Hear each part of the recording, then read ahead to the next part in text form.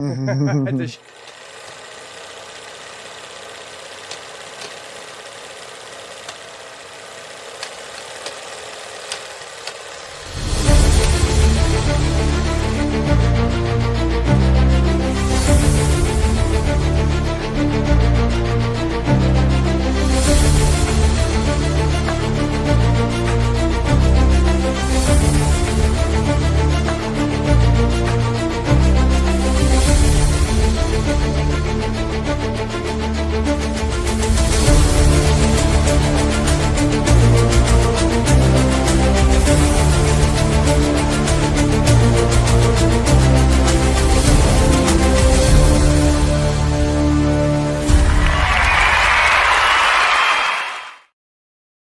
Welcome into another Tuesday night evening blend. I am Pop Blender, and with me is the one and only Matthew Matson, and he is here obviously to show off his wares. First and foremost, full screen.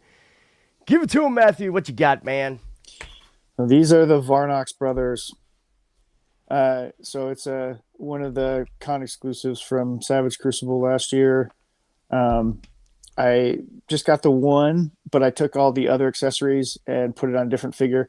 So technically there are two, and you get randomly chosen which one you get. One in package has this head on, the other in package has this head on, and they have different tattoos. This one doesn't have any tattoos because it's a different figure that I put the gear on.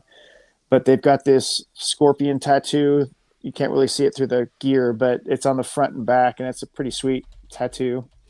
But these guys are pretty cool, pretty fun little dudes. That tattoo doesn't hold a candle to my tramp stamp, but that's a story for another day.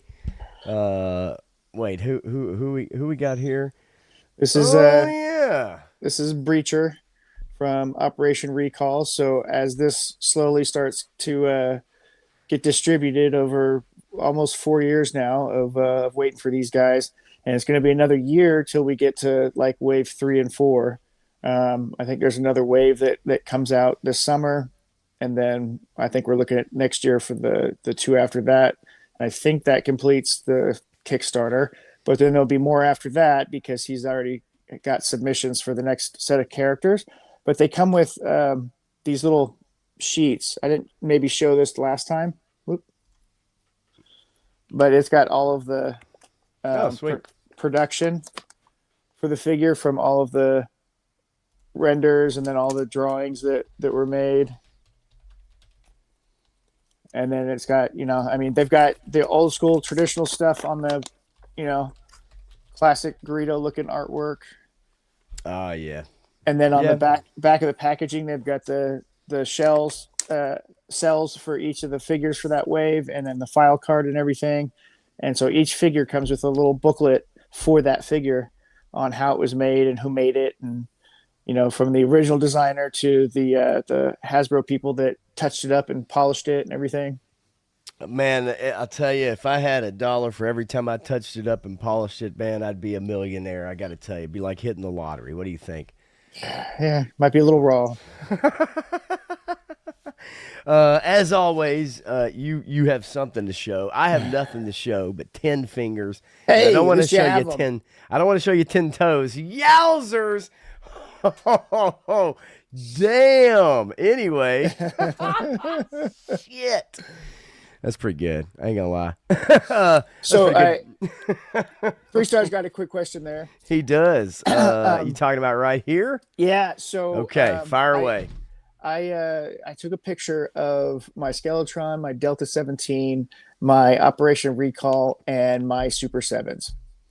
And I will say that the Grindhouse Studios Skeletron figure, is just the one, is the best one out of the lot. The Delta 17, they're okay.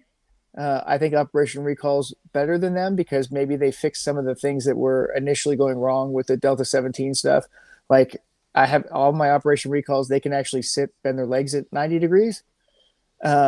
And the Delta 17s can't. Some of them can't. Some of them can. We talked about that. Yeah, we talked about that one night about the about the 90 degrees and stuff, which is something we talked about them having to go back and try to fix, get that straight up. the Delta 17 and the Operation Recall are very close in a lot of ways. The Some people have the issue with the sheen, the shininess on both of them, and I kind of do too.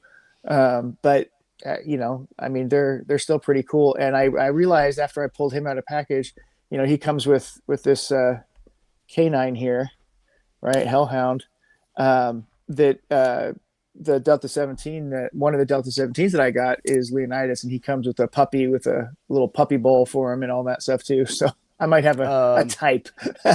yeah, I got that guy back up there somewhere. You probably can't see him right now, but he is He's he tight. is hiding out. He's in the shadows, as well he should be.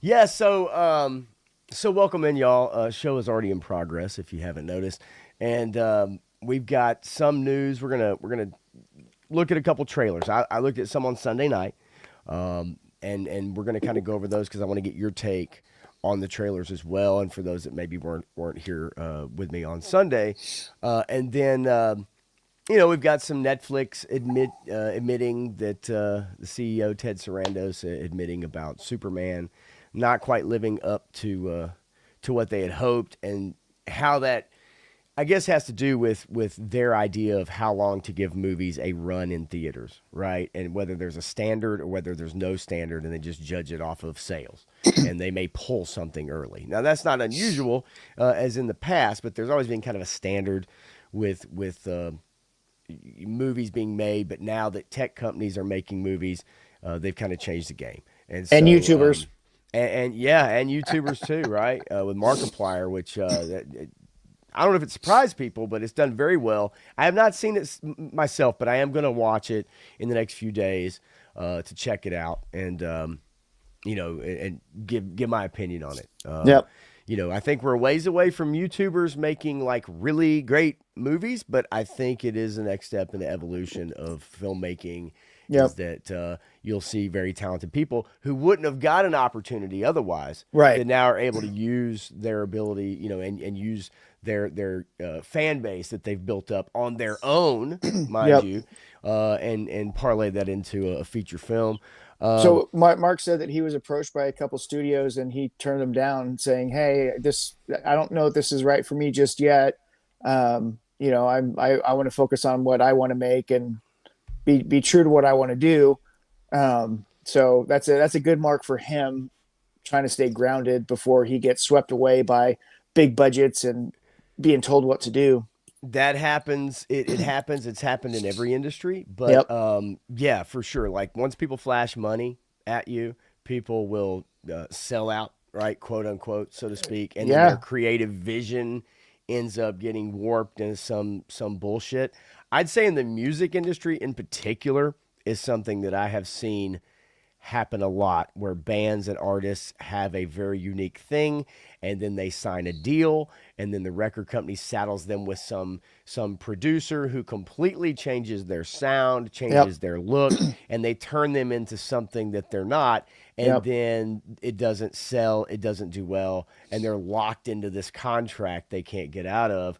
It happens in music a lot. It used to happen a lot more, but now that people have the direct to consumer, Hmm. like YouTube, like the internet, you can make a good living if you're talented and you market directly to your fans.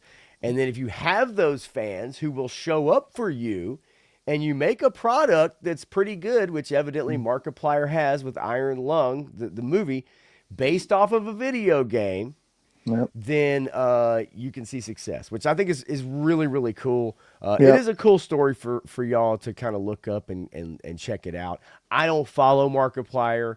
He's not somebody I have a lot of history on my YouTube history with, but I think it's a cool story. And like I said, a precursor to come for, I think, a lot of more talent that's fleeing Hollywood, and for independent people to come into the space. Um, I did want to bring up an interesting story here in a minute about YouTube putting lyrics behind a paywall Hmm. for like YouTube music and stuff, which I think is weird and Yep. hopefully isn't going to continue on with other things. You've got some Tomb Raider set photos I want to get your opinion on. And then some Kurt Cobain news that you turned me on to, I thought was interesting. Yep. And then, like I said, some trailers. The NFL halftime, and I have some numbers. Some viewership numbers for the game, the halftime, but also wanted to maybe get your opinion, and I think I already know what it is, about both shows. Not from a political slant. I'm not interested in that. I maybe covered a little bit on Sunday, but I just kind of want to get your general thoughts on it and look at the viewership numbers, which just came out, I believe, today. I was going to say, yeah, they were holding Yeah. off on it for a while. Yeah, just or today. compiling them, I should say. Yeah. And then I kind of have a rundown of the new Burbs show that is a heavily featured on Peacock and on NBC. And it's a reboot slash TV series of the Tom Hanks The Burbs movie. This is kind of a re-envisioning, okay? And I have some notes on it from someone that I trust off of X. So before I do that, I just want to say hey to Turk Murphy's Toy Solutions. Let's go through the list. Come on. Yes, the one and only Graf Clint Jorgensen, who has been to a real Canadian curling center before. We actually have one here in Nashville, and it's owned partially by Mark Bulger, the former NFL quarterback who played with the Rams, Mark Bulger. Any relation to Whitey? I think that was his great-grandfather. No, great-grandfather. Well, okay. I don't know how they do it in that family. I was just wondering how connected to the mob he was. That's all. It's like Ferris Bueller. Oh, that's how they do it in their family. Let's see here. 3-star draws here, too. It says none of these YouTube people are ever on time. Yeah, we're a couple minutes late, just cutting some shit. Yeah. Tony's Figs is here. What's up, buddy? Well, Tony, how you doing? I just got done watching you take some. Tony just takes strays on Circle all of the Jerks time, all man. the time. All the man. time. He's always taking strays, man, or intended for that matter, right? I don't know. It bothers me sometimes. I'm just stand up for you, Tony. I'm gonna make a post about it. That's what I'm gonna do. William Emery is here. What's going on, William? Good to see you, man. Let's see as I scroll down. Just make sure I don't miss anybody. Just to say hello. War Chest full of toys is What's up, here. buddy? About to be the display king in a city coming near you. That's a little inside baseball there. Nolan is here too. What's up, Nolan? Good to see you, man. Todd C. also sliding in. What's up? Dreadnought K6 says, I'll put you on my phone, but I'm not going to listen. Pop culture is irrelevant, but it matters to you, so I'll add to your numbers. Well, I do appreciate that. And if you decide to turn the volume up, you might hear a story that you might like or relate to. You never know. But listen, pop culture is downstream from politics. Yep. This ain't the show for politics, but it is a show for pop culture. Yeah. Clint says, Markiplier taught me about Five Nights at Freddy's on the first iPad mini. Wow. Holy moly. I brought up a joke about iPad Nano. We had a song come on our radio at work, and I was joking with one of the employees. I'm like, man, girl, tell me you had this on repeat on your iPod Nano. And she was like, what is that? And then I knew I was old. Yeah. But it is what it is. Okay, so lovely. And yes, this is exactly what I wanted to see. I put myself up on a billboard today. Everyone in town started calling it. It was awesome. And for that, I love it. A businessman at heart. Yeah, I can't even imagine. What was the message that you put up there, by the way? If everybody started calling it, Scott, what was the message? That's what I want to know. Oh, boy. Do we want to know? So I want to get started with a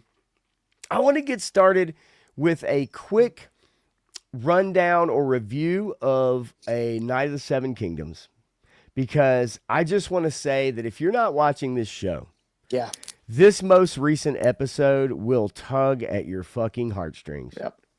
It got me. Dude, it got me. When the music started playing, and you know what I'm talking about. Oh, yeah. It got me, dude. Yeah. This is, I've tried to tell people at work about this show, regulars of mine, people coming in. What's up, Eric Thurman? Good to see you, buddy. Okay.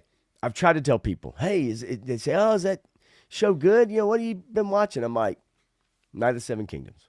Self-contained, so far so good. They have endings to these stories, to these seasons. I don't think we have to worry about a Game of Thrones disaster.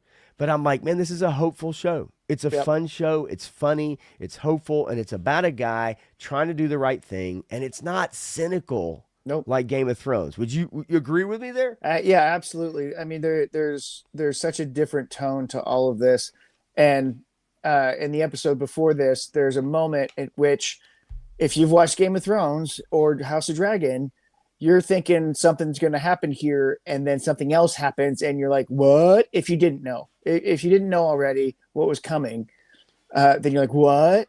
And I cannot wait till the third season of this show, um, because of what happens in the third season is awesome. Um, Well, well, they're filming it also like as fast as possible, right? yeah, So, and what I mean by that is that they're trying to stay away from this. Man, we got to wait 2 years before the next season, no, right? yeah. So the next season should come out next year.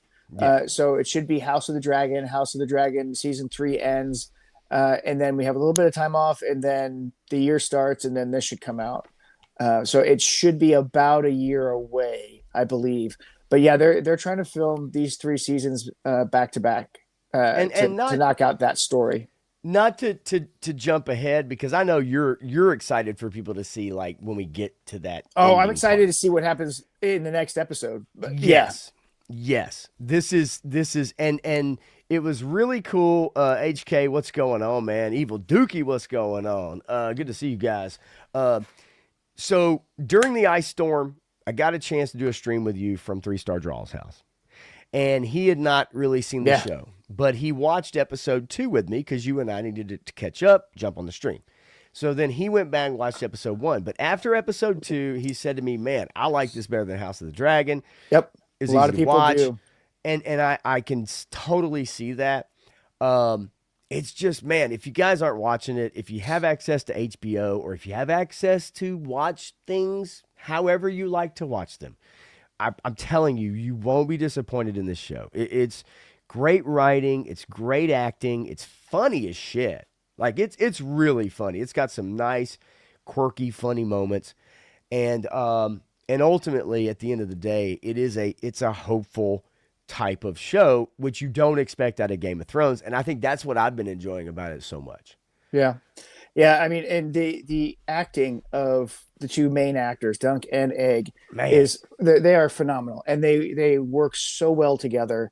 It's a great combination, and it's the changes that they're making from the book are for television pacing and storytelling, and to pad it a little bit to tell slightly different things, and it's just it's so well made. Every part of this episode that aired on Friday in particular has an amazing pacing that happens with it, and so many people that I've talked to had the same thing happen that happened to me. And there's this one scene, and there are 2 scenes, I should say, 2 scenes near the end where you get all the chills, all the goosebumps, and it's like you're so excited and amped up for what's coming, and it's like you can't wait for it. And this is premiere television, and this is the way premiere television should be done, because every week we've been talking about it, other people have been talking about it, they've been talking about it at work and with their friends,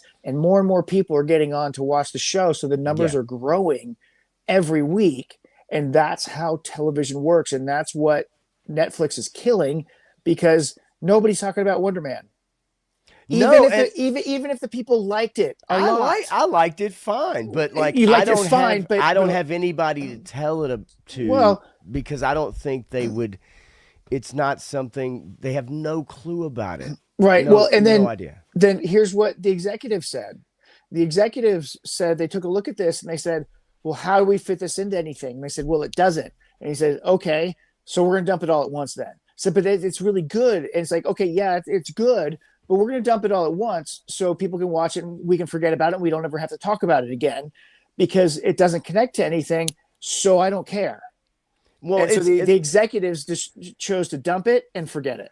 well, and the problem with Wonder Man is whether you're familiar with the character or not, it's this is not an A or B or even C tier character for most fans. It's very niche.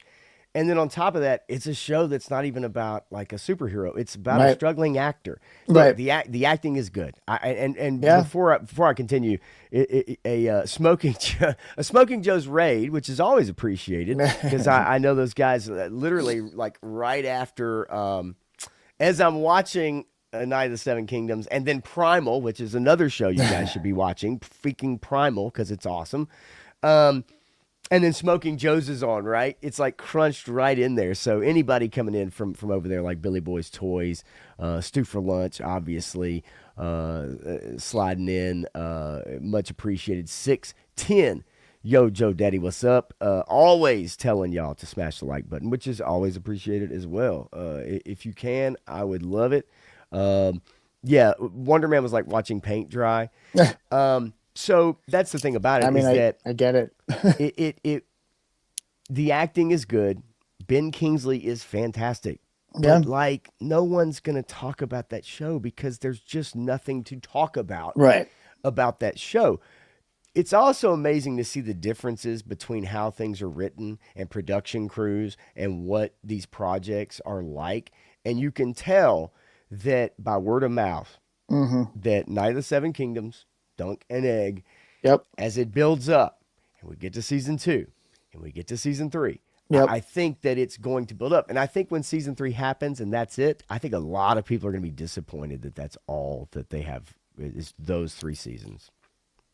I Yeah. really do. I think that's going to be just kind of a.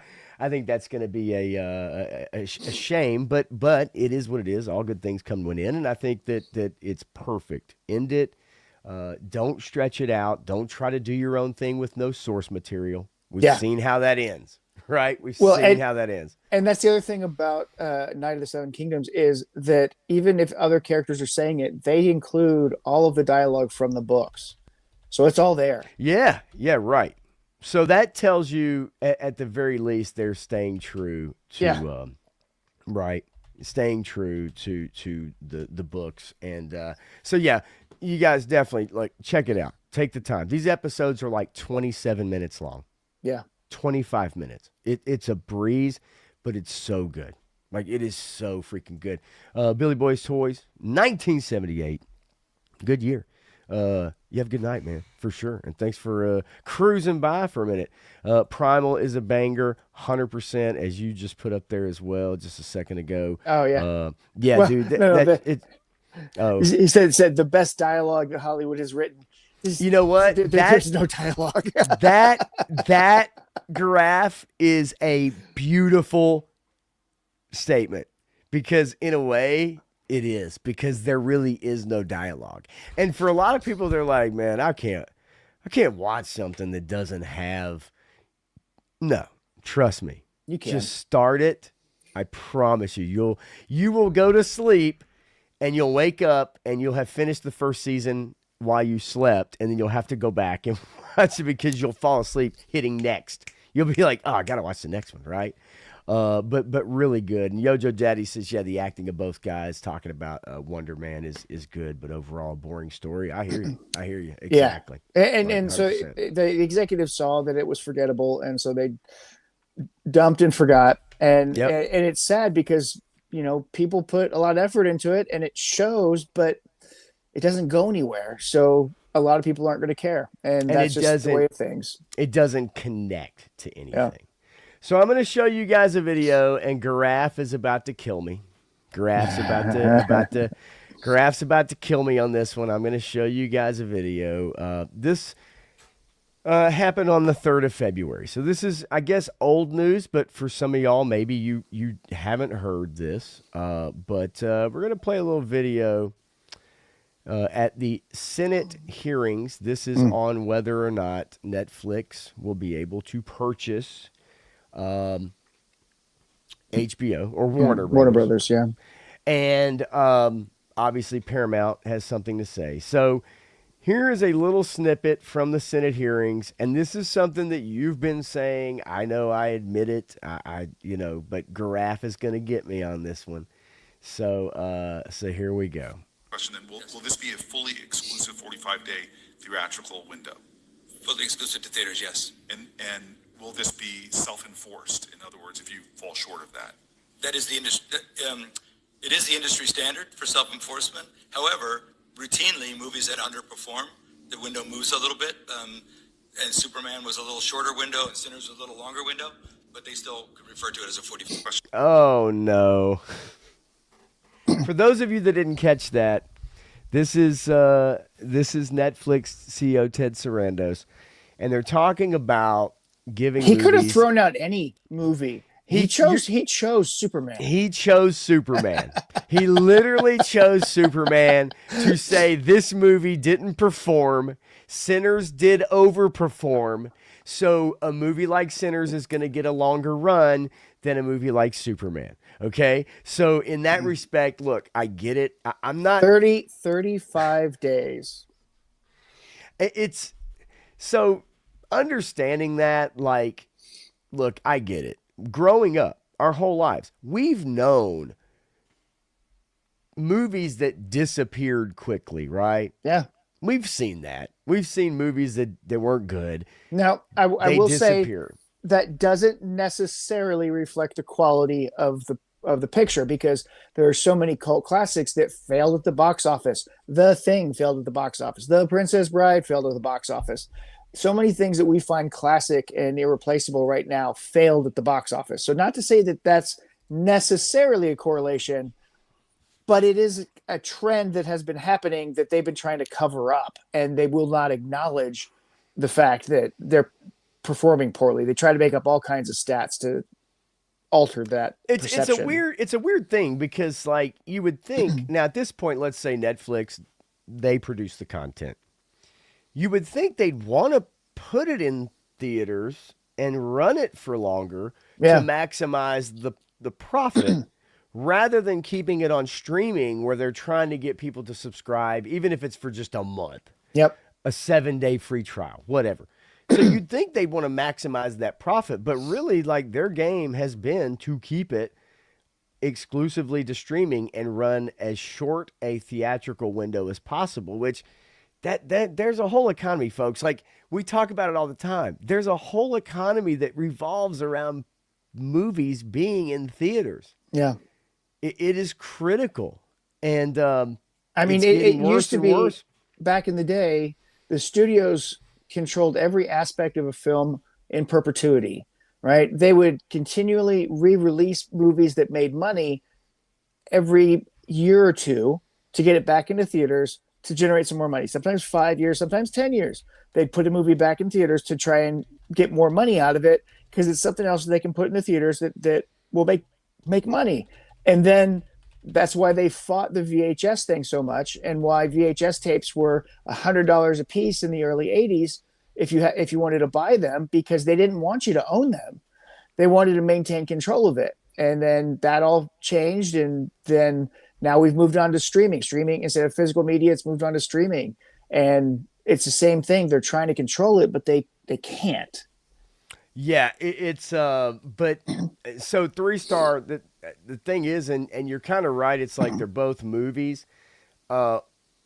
This argument is basically trying to say, well, if a movie's successful, we'll keep it in the theaters for longer, and if it's not, then we're going to pull it early. Now, that's good business sense. You may just say, hey, what's the point? Like, let's just pull it. Let's give another example. So Sinners was given a window that they were going to be in theaters for, and that movie kept producing, bringing people into theaters. The drop off wasn't as significant, so they said, "Oh, we can stretch this out a little bit longer. We're going to get more money out of it, right?" And so they stretched it out. So they gave it more time in the theaters because it was still making money as it went along. You look at I forgot the other one, but you look at Superman, and it's the opposite. It dropped. I mean, it tanked.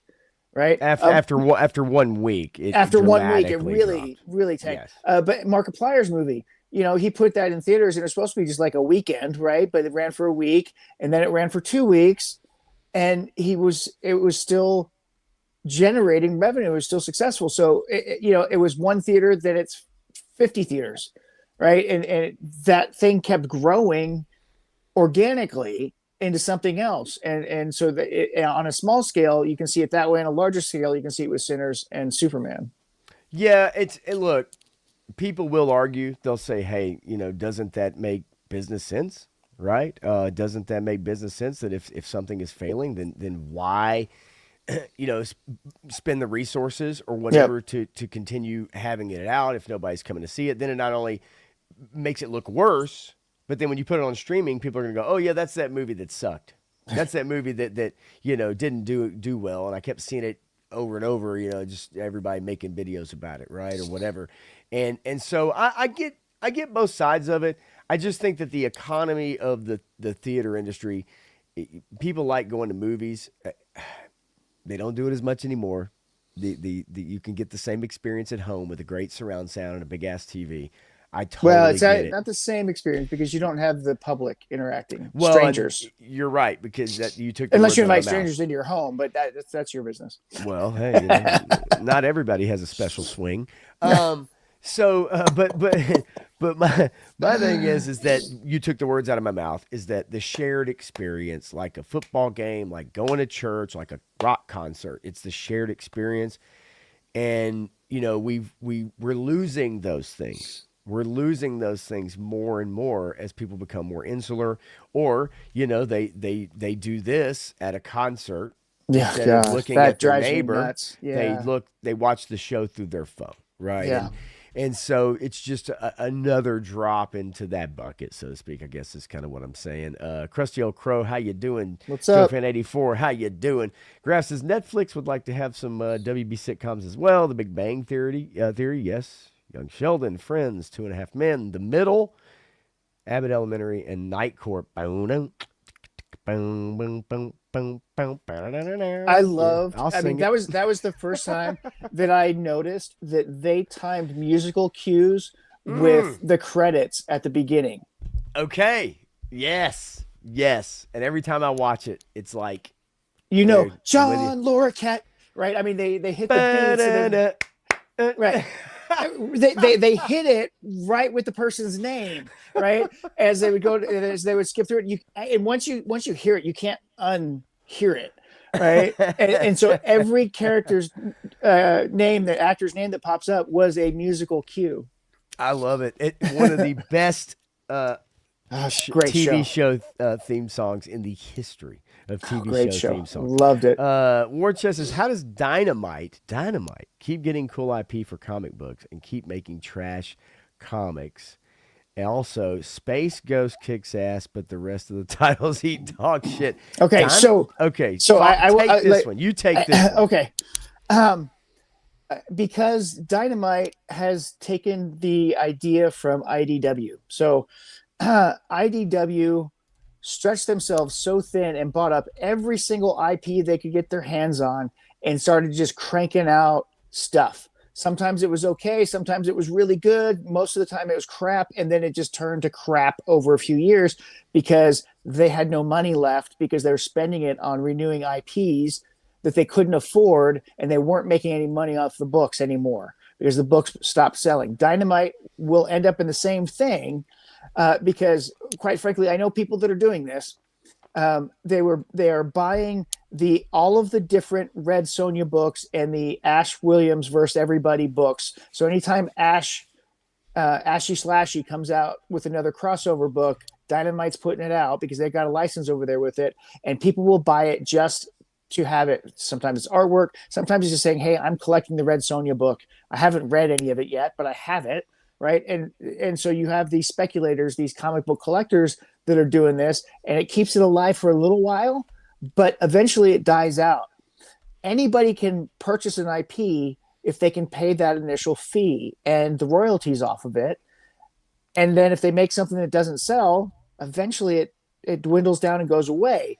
Hasbro pulled G.I. Joe and Transformers from IDW and left some of their other properties over there with them that they had. But eventually they're taking them all because they weren't turning the profit that they wanted to see. And Skybound came in and said, "Hey, we can do this, and we're going to excite the new people with all this stuff." And They've everybody, been doing it. and at least Hasbro has been loyal to Larry Hama and allowed him to keep going with this should he want to, and everybody he's getting money for it and everything. So I like to see that happening. But it's a money game. You just got to purchase it, and you get to have it for X number of years. And then when it runs out, that company can choose to renegotiate with you or not, based off of the sales and the revenues that you brought in. Not always to the fans. Not expectation, always. but much to their chagrin sometimes, right? Sometimes, It's like, man, why do they keep getting? It's like EA with the Madden license. Why does EA keep getting the Madden games? And I will tell suck. you that DC Comics and Marvel Comics are printing books right now solely because of Disney and Warner pumping money into them to do this so that they can maintain control over IP. But that time has come to a middle. It's coming closer to an end where they're going to want to sell off pieces of this property. The only DC comic book that is selling right now is Batman. Batman is the comic book universe right now. You're right, and always will. It's obvious. Okay, yes, but none of the others are selling even anywhere close to what Batman's selling. No, yeah, you're right. I mean, in the it's the absolute, comics, but it's also kind of like owning the rights to a property and then making a shit movie like that. And I say shit movie, but like for instance, the Fantastic Four movie from the '80s or it was '80s, right? Or maybe early 90s. It was 90s. Yeah, early 90s. To maintain the license, right? Yeah. It's the same thing, right? You got to put something out. You have to do something. Oh, the right? Roger Corman. Fantastic Four. Right. Yeah, Fantastic that was an IP holder. Yeah. Right. And so that does happen. I did want to say hey to Shane, Same Time Toys says it won't be right if they get rid of the movie theater. I agree. And Clint is banking on Motu being a big thing. I had this conversation the other day. I said this Sunday night. If you want to see another Motu movie, you need to go to the theater. Look, there's no other way around it. Like I don't know have to go see it at the movies. I don't know if you remember this or not, but in 2012, John Chu was on top of the world. Mm-hmm. Okay, so he had made these successful singing dance movies. He was making this G.I. Joe movie that was going to put it over the top, and he had signed a deal to do the anniversary Motu movie. So he was going to do He-Man right after he did G.I. Joe. And because of the performance of Retaliation, he had the He-Man movie pulled from him. And so there's been discussions, and they've been trying to make this movie for over a decade, and it hasn't moved until now. And if you want to see Motu come back in any format ever, I mean, you got to support it, whether it's good or not. You have to support this movie. Yeah, dude, it's critical. Garaf, I would support Sweeney in IMAX any day of the week, at any time of the week, to be honest with you. Bobby Wall, what's going on? Says, I can't remember the last time I went to theaters. I haven't been hyped on any movies coming up. And Matthew and I agree with you there. There are, I think, some things coming up this year that might want to get you out. We're going to look at the trailer for one of them, Project Hail Mary. Oh, yeah. Is one of those that might get you out. And Shane says, even if I go and no one is there, I love sitting in the theater. I do too, man. Yeah. Like, I absolutely do too. And not to spend a ton of time on it at the moment. Y'all ready for the Joe drop tomorrow? I don't have to work till 4:00, so we're gonna see what the drop is. What do you think, Matthew? I know, so I'm not going to say anything. All right, then I'll leave it at that. I'll leave it at that. Stew for lunch. I hate how we're getting rid of places that our youth used to work at to learn about the workplace. Now 60-year-olds are working these jobs, and we cannot let theaters disappear as well. Yeah. I'm with you, man. But anyway, I will say, bottom line, you guys want Motu to succeed. You want to see a sequel. You want to see, this move in and adding more characters and all that. You got to go to the theater. You just do. There's no other way around it. Like it really is that simple. And I also wish Taco Bell still had chili cheese burritos. I Man, don't think they have the Mexican pizza anymore. So For I shame. I love the chili cheese burritos.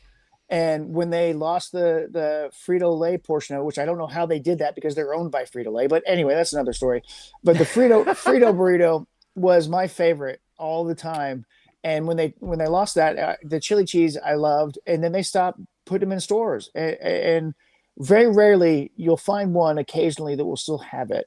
It's also like the bacon, egg, and cheese bagel sandwich for breakfast at McDonald's.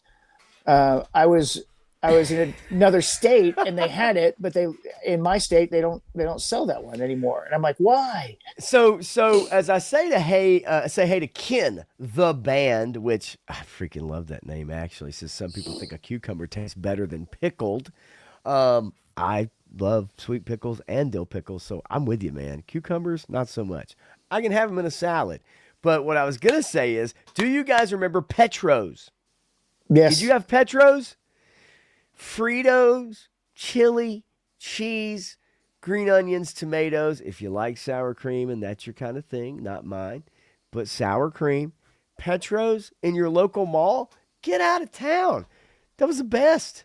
I still love Fritos with chili. You kidding me? Yeah. So what you're saying, Pop, is that if a cucumber was laid down next to you, all the fur in the back of your back would stand straight up and you'd jump and run away scared.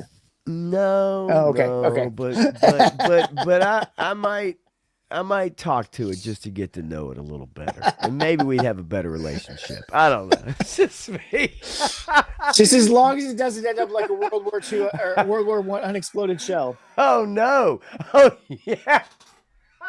I think we went over that for long enough. We could go back and watch that last week's live stream. You'll find out what the unexploded shell is all about.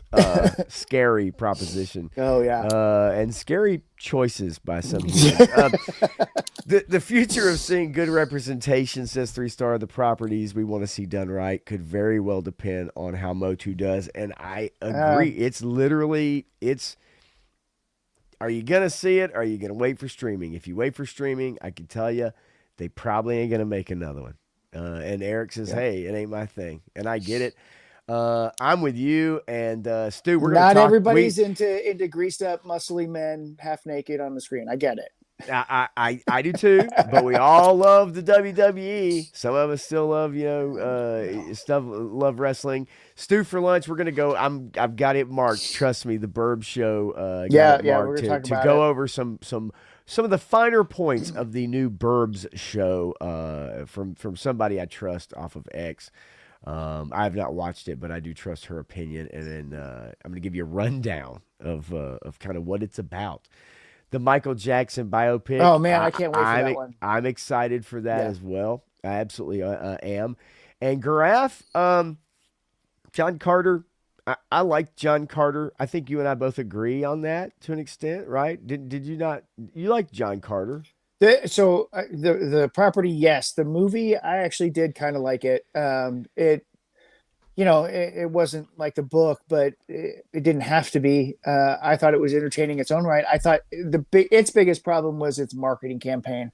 Nobody knew what it was or what to make of it. They were like, "What's John Carter?" And if I didn't know the book series, I wouldn't have known what it was. But I texted my friend at the time and I said, "What is this? Your brother? What is this about?" I mean, Stanley, good to see you, man. For sure, says the Joe was leaked earlier today on a live stream, and I know that's what you're talking about, Matthew. So you ain't got to say nothing to me. Well, I'm sure yeah. everybody here probably knows. I don't, because I was at work and I did not see that. But I'll find out. If I find out after we get done, it's really no big deal. I'm not gonna, tear up or anything. I think I'll be okay. Yeah, Clint, go see it 5 times, dude. Look, if I love it, I'll probably go see it a couple times, maybe take my son. You know what I mean? Definitely try to take him to check I it think out. Wayne's World was the movie that I watched the most in the theaters because I kept bringing dates so that we didn't have to actually watch the movie because we had already seen it. Damn. About 5 years, Pizza Hut that had that Cheez-It thing. Speaking of which, Pizza Hut is about to go through a serious thing. They're like selling off stores and stuff. Pizza Hut is kind of dying off. It's kind of a thing. Well, of the, and this is what we're seeing. I mean, thing in the past. PepsiCo's starting to trim down, and all of their subsidiaries that aren't owned by PepsiCo, which are owned by PepsiCo, are starting to divest. Separate. There's some of them are starting to divest from Pepsi, and they're starting to carry Coca-Cola. It's weird. It's a weird time. Shane says I'll see it 4 times, one with each friend. Hell, man, you got like 2 more friends than I do, dude. I envy you, bro. And Eric Thurman says I saw Pulp Fiction about 5 times in the theater. Is there a sign in front of my house that says storage? Golly. Woo. Great movie though. 1994. Say what a great again. year. Great year for movies. Yeah, right. Holy shit. Okay. So a story you turned me on to, I want to share it quickly. Yeah. Get your thoughts. And I also want to get the chat's thoughts on this because I want to see what you guys think about the Thing 2 rumors. Yep. Okay, so I had to dig into it. I had to look into it. I had to make sure that I was like, is Matthew trying to fool me? What is he talking about here? And so I pulled up a couple things on this. John Carpenter has heavily teased The Thing 2 is in active development as of late 2025, likely with Blumhouse Productions.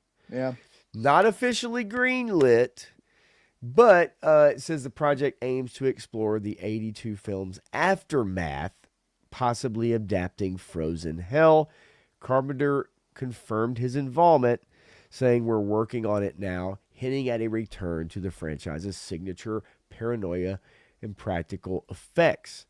And then I wanted to look up just to double check and look at some sources.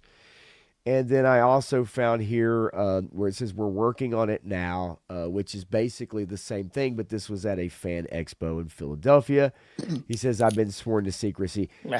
Does the chat, and do you think it's a good idea to at this point in not only his career, but at this point many years later, to do the Thing 2? So I will say this. They mentioned something in that article that makes me say, hells to the no. Yeah. They said they are adapting Frozen Hell. Okay. Well, Frozen Hell is the original novel. And then it was broken down into Who Goes There, which is this novella that was then later made into the movies. So they had trimmed it down a bit. The novel has like precursor stuff. It has the stuff that happened in the 2011 movie, slightly different, but it had more of that than it did the aftermath. So you wouldn't be adapting that novel if you're talking about the aftermath from this. So that's a red flag. The other red flag is John Carpenter has been confused about the reception of his movies. The people that find his movies to be so excellent, he doesn't understand why those people like his movies and not other people, because he was making political statements with his movies then, but he did it so subtly that the audience just accepted it and judged it on its own merits. I don't think he can do that now in this environment. I think he's going to make overt political statements with what he makes, and it will be dumbed down for the iPhone generation. So you'll be browbeaten over the head with it so that there's no denying which stance he's taking, which is the problem. You need to leave it open for people to think and discuss and have conversations about when you make declarative statements like this is the way it is. You need to believe like I believe.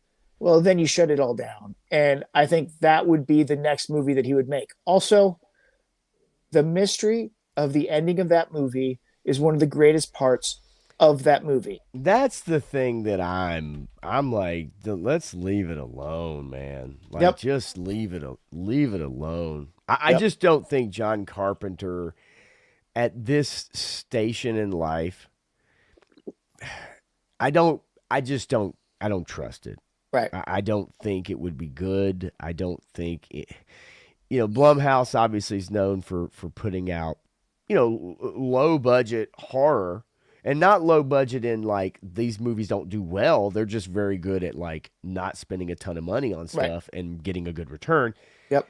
But I just don't feel John Carpenter's at a stage in life where he's going to put out anything that I think anybody's going to be like, wow, a I magnum could opus. You know? right. I could name probably three other Blumhouse directors that would be better for the project that do Blumhouse stuff. Yeah. And, I mean- and a couple of them you've never heard of before, I don't think.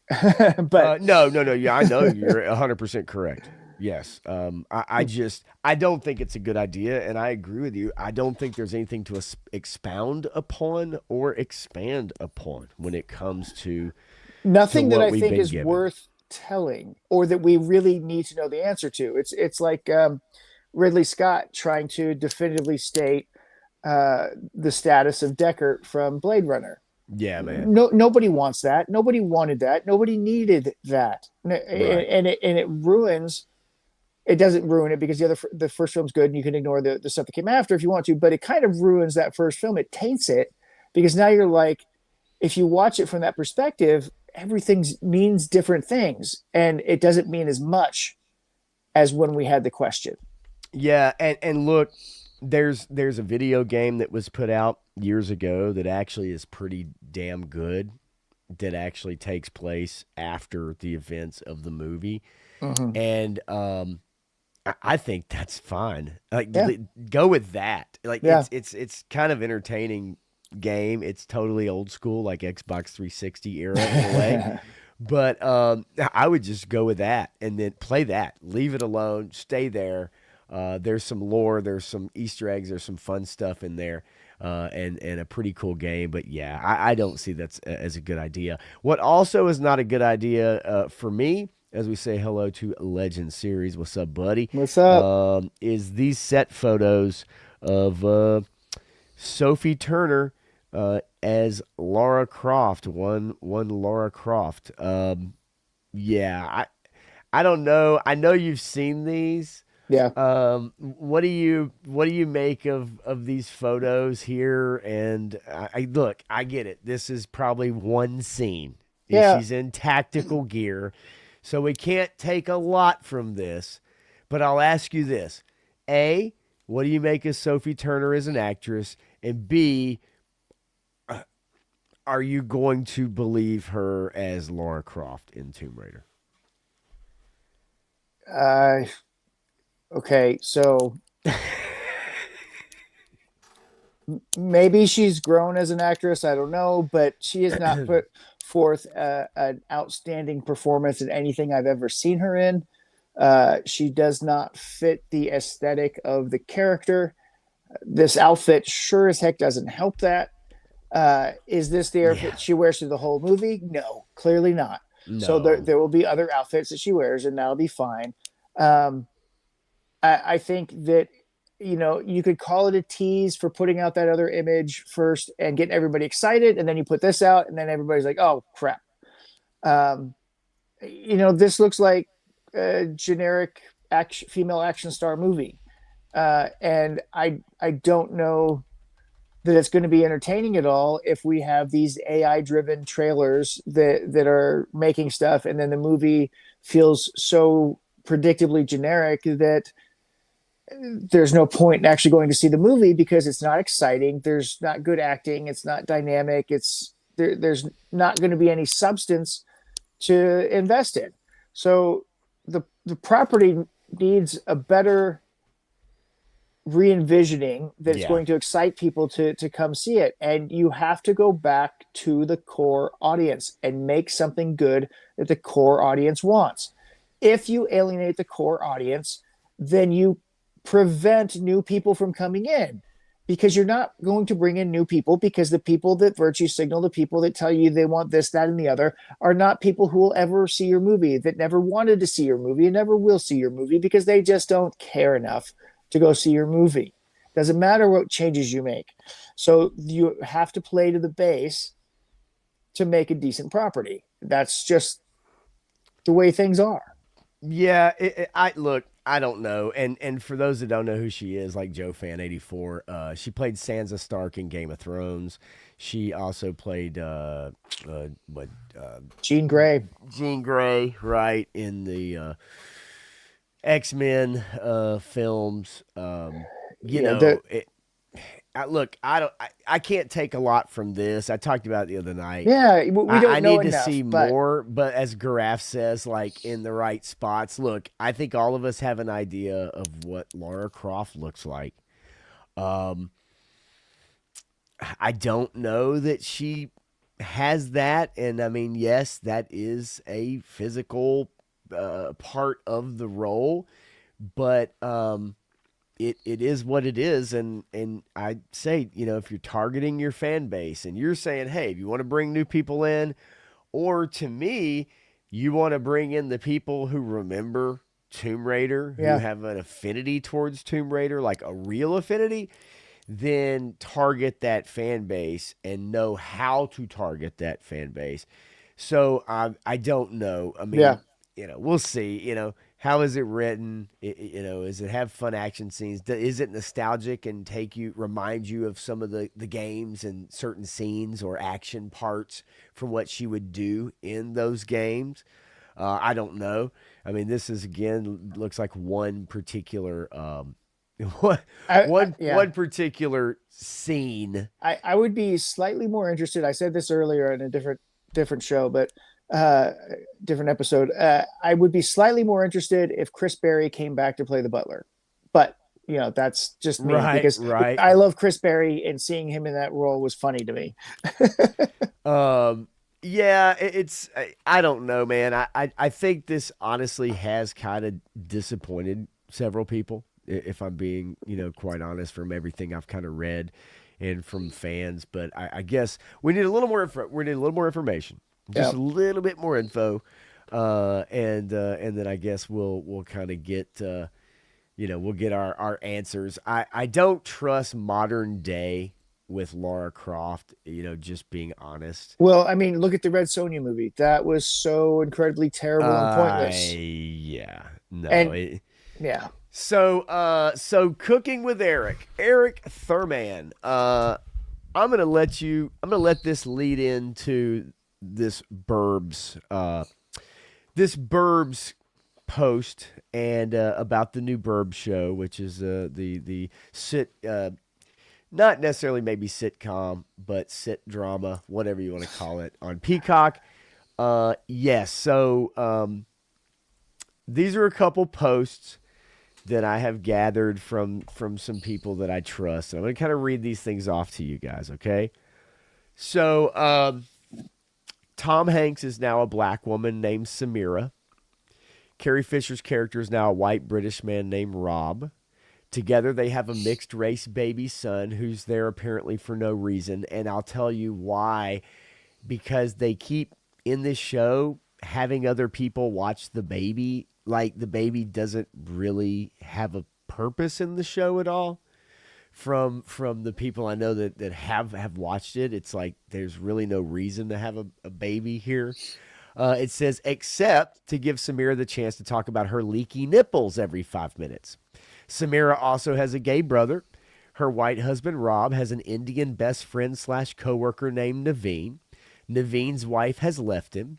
At one point, Naveen tells Rob, "You're raising a black son," like he just recited the cure for cancer. Rob and Samira also have a lesbian ex-Marine neighbor. You know she's a lesbian because she makes sure to say "my wife" during their first conversation. It says the guy with the shitty dog from the original movie is now the female head of the homeowners association. Karen. All the white people in the neighborhood go out of their way to seem enlightened and make Samira feel welcomed and appreciated. And of course, the villain is a creepy white guy who everyone calls racist for reporting a black woman trespassing on his property. The cops are racist too because they show up to arrest Samira for trespassing. There's also a black babysitter girl who lists Michelle Obama as a reference. And there are a lot of racism comments within the show, reminding you that racism still exists. We also have our poster comparison here on the screen. And then, Didn't we have this movie already? well, yeah, we had the movie already, but of course they No, had no, no, to, not they not had- the Burbs. Wasn't it called Get Out? You're right. Holy shit. Okay, so then this is Stephanie Annie, my nerdy home, on let's see here. Okay, so she watched the first episode of the new remake. She says, "This is the first line. I can't believe we have a white picket fence. They're so charming and yet so microaggressive at the same time." So now, her take is It can that- be very seriously aggressive because those pickets. I mean, you can stab somebody pretty good You- with those. Yes. Have a feeling, son of a crayon slayer. What's going on, man? What's up? It says Ray Peterson is now Samira, a civil litigation attorney, first-time mother who's questioning living in a white neighborhood. Her husband's a woke white British man who doesn't want his paternity leave to end. He's a book editor. While listening to rap in her car, a white neighbor knocks on Samira's window and yells, "Can I help you?" It says white neighbor judges her for listening to rap in front of her baby, and it's framed as a bad thing. White neighbor knows her husband and says, "I heard you were back." White neighbor asks if her name is African. Invites her to wine night, encourages her to pump and dump since she's breastfeeding. Samira calls her brother and says her new neighborhood is Caucasian. Am I a bad mom for bringing my melanated son out here to a safe neighborhood? Brother said it's a good neighborhood to raise her son, but Samira wants more for herself. Says her white neighbors are crazy. You get the point. I mean, this list goes on and on and on from the first episode. Yeah. Look, yeah, Peacock probably not going to make a great impression with the show. I'm sure the numbers are not going to they'll bear that out. I doubt anybody's going to watch this show. I don't know anyone that even knows this show exists. I've not heard anybody even talk about it. We had So- one person ask Yeah. about it, but I got to be honest with you. I'm with you on this, but I have to say they did advertise the shit out of this during the Super Bowl. Oh, okay. Well, so then everybody who watched the Super Bowl might have an idea that the show's coming out. That might be where the questions are coming from. I mean, in all honesty, truthfully, they really did advertise the hell out of this during the Super Bowl. Like, no doubt about it. Yeah. I saw it several times. And speaking of which, okay, as far as the Super Bowl, Super that'll kinda Bowl. lead us into let's take a look at some trailers. You want to take a look at a couple trailers Yeah. that aired during the Super Bowl? Let's take a look Let's at some do it. trailers and see what you guys think about, let's see. Shall we start with the one that I think caused the most controversy, that people are probably trying to figure out what were they thinking? I think that's probably the biggest question for this trailer right here is what were they thinking? And it's the Mandalorian and Grogu trailer paying homage to Budweiser, I guess. I guess. I mean- So let's see here. Sometimes we choose our path. Other times the path chooses us. Through it all, we keep pushing forward, driven by a deeper purpose, guided by an unseen force. The journey never gets any easier. The bond just gets harder to break. This is the way. Only in theaters and IMAX May 22nd. Okay. I So mean, what is this sometimes trailer? You eat the bar, and sometimes the bar eats you. I don't get it. Like, show us what this movie is about. Like, give us an indication of maybe what. Don't ruin the movie. I'm waiting for Budweiser or the What is Cadillac this? or the Cadillac to come by. Right? I mean, is this a car Absolutely. commercial? Is this a beer commercial? It doesn't make sense. This isn't a movie trailer. It's not a movie teaser. It's a promotional piece to sell some piece of merchandise, and this happens to be the movie that they're trying to sell. But unfortunately, they're not selling a movie. They're trying to sell tauntauns on a sled that doesn't move, so it looks all fake. So it looks like you're in a movie theater with animals running in front of you. Well, I you've mean, got Hoth.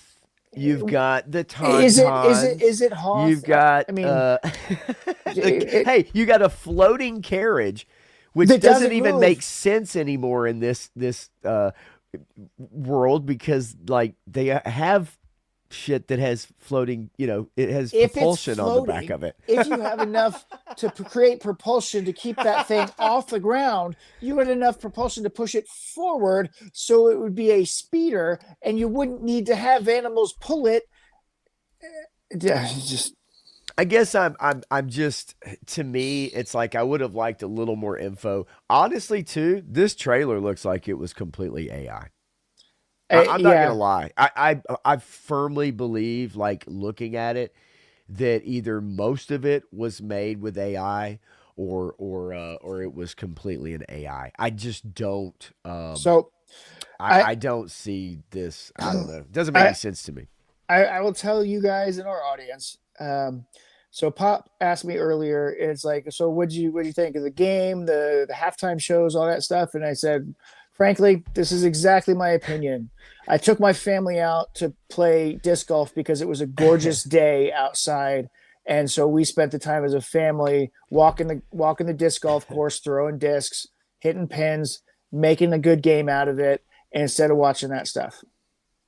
I mean, and I get it, man. I totally do. I'm such a football fanatic. I used to love football to so be much, honestly, like I have to. Like it's like a blood ritual I made years ago, a blood pact. I don't know. But I guess, my point being is just this.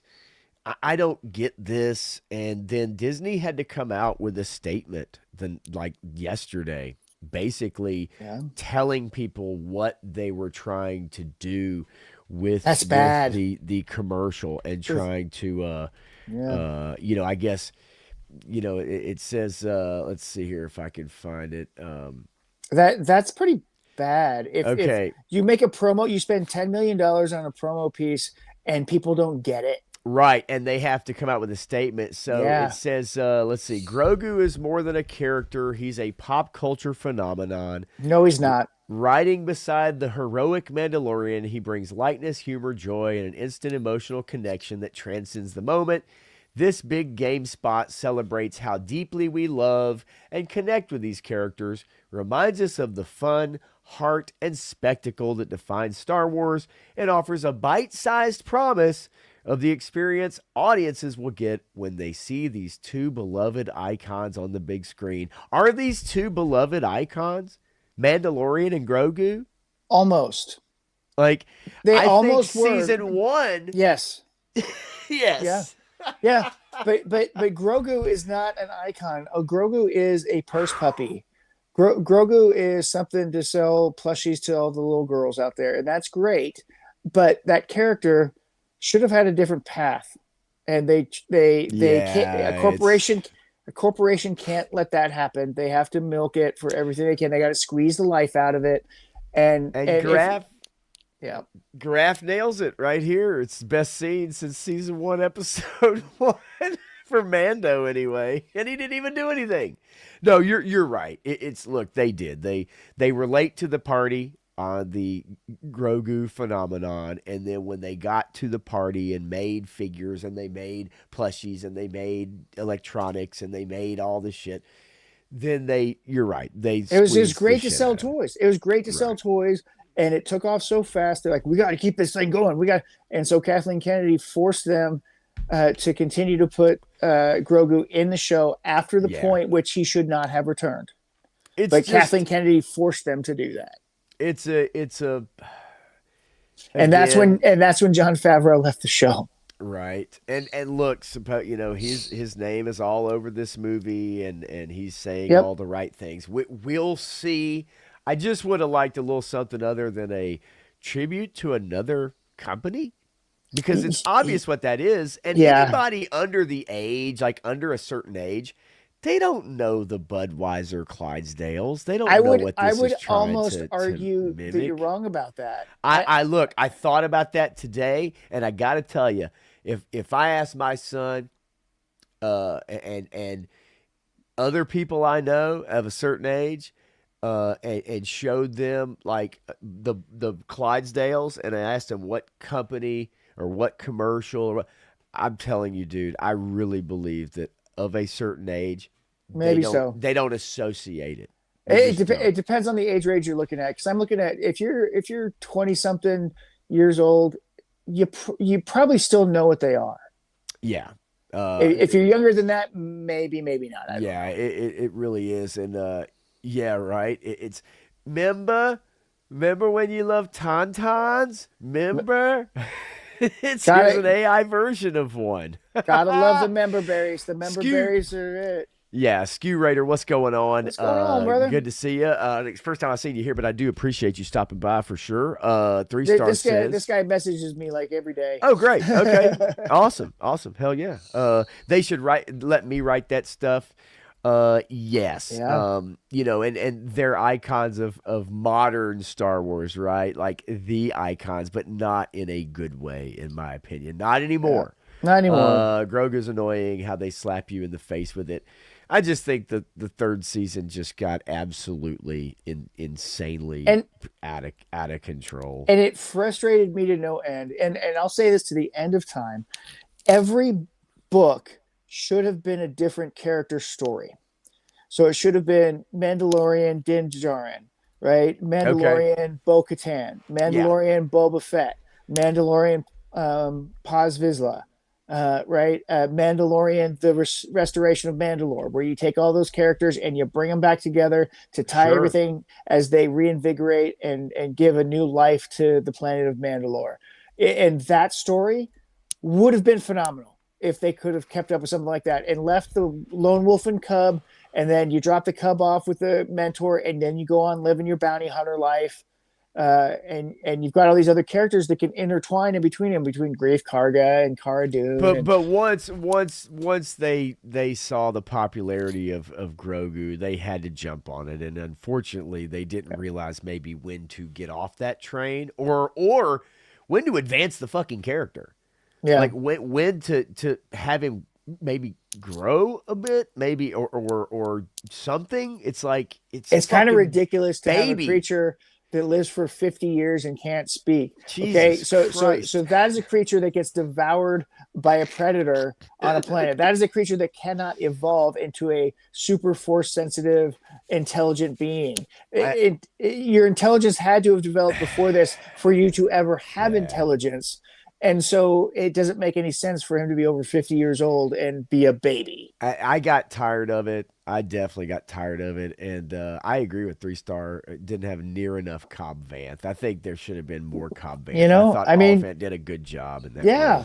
Yeah. I thought he was a fun character that they could have maybe, had this kind of thing and expanded on that with Mando. I think that would have been fun. And I mean, Bo-Katan is one of my favorite characters, and to have that actress who voiced the character come back and play the character was perfect. And it's what they should have done with Ashley Eckstein and Ahsoka, but they screwed that one up too. And I love Rosario Dawson, don't get me wrong, but Ashley Eckstein would have played that part to the letter, to the T, and it would have been perfect and amazing, and most people would have loved it, I think, if they had changed different things, because that show is just terrible. So season 2 I think coming out this year also. I can't believe they're making a season 2 after how bad season 1 was. We'll see how that does rather.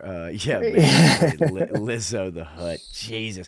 Well, folks, I don't know. I happen to see this commercial get snuck in at the 11th hour for the Super Bowl. Maybe you did too. I don't know. Let's check it out. At long last, the first of original batch of Skittles belongs to Cobra, and there's nothing you can do about it. I'm sorry. Here, have them back. Psych! You should have seen the look on your stupid face. That was uncalled for. You're a dick. You're the dick. What should we do with him next, Commander? That's simple. Make him watch as I taste a veritable rainbow of flavor. Please don't. Red has always been my favorite color, like the fresh blood of a fallen enemy. But why should I only have one? Oh my God. Unmask the rainbow. Taste the rainbow. I can't believe they snuck that commercial in at the last second. Right right before the end of the game. Man, Who it knew? was the last second one. Yeah. You sent me that, and I honestly I thought it was. I was like, no fucking way. No way. They did a G.I. Joe Skittles commercial with Cobra Commander. I just wish he didn't sound like SpongeBob SquarePants. Yeah. I said Bugs Bunny at first, but after I watched it a few more times, I was like, yeah, that's freaking SpongeBob. Like, what's going on here? Oh, if you did you see the Baroness was looked very similar to that music video that they did, Funny or Die did years ago with Chuck Liddell, who played Gung Ho and stuff like that. She looks like that Baroness a little bit. She also looks like a Baroness I did when me and 3-Star were doing some AI videos and like Christmas presents. Yeah. And like she also looks like that. I would imagine anybody prompting this is going to get a lot of the same looks, right? Depending on how bad that looks right there.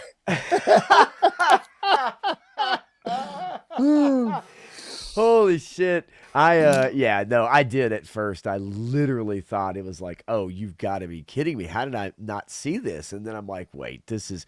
Now, I got to admit, it wouldn't be out of touch to actually do something like this. Right. I think it would be totally spot on to do something like this. And I think people would have absolutely gotten a kick out of it if it was real. Yeah. Better production value, obviously. You just got to get the right people to do the voices or play the characters. But yeah, no, I thought it was funny, but the AI stuff is pretty good. Yeah, it was pretty good. I have to admit. Now we did get the Supergirl promo, a very short. Let's see. Well, so yeah, you notice that the movie companies, they didn't spend much on their spots. The Mandalorian one was probably the longest one. The rest of them were short, so they didn't have to spend as much money, so that you can watch the real trailer the next day or the next week or whatever. This probably cost about $8 million right here. Yeah.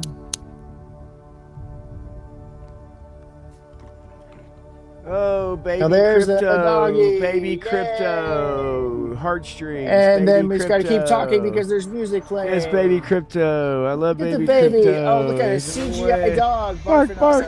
Ruff, ruff. What's that? Anyway. Who?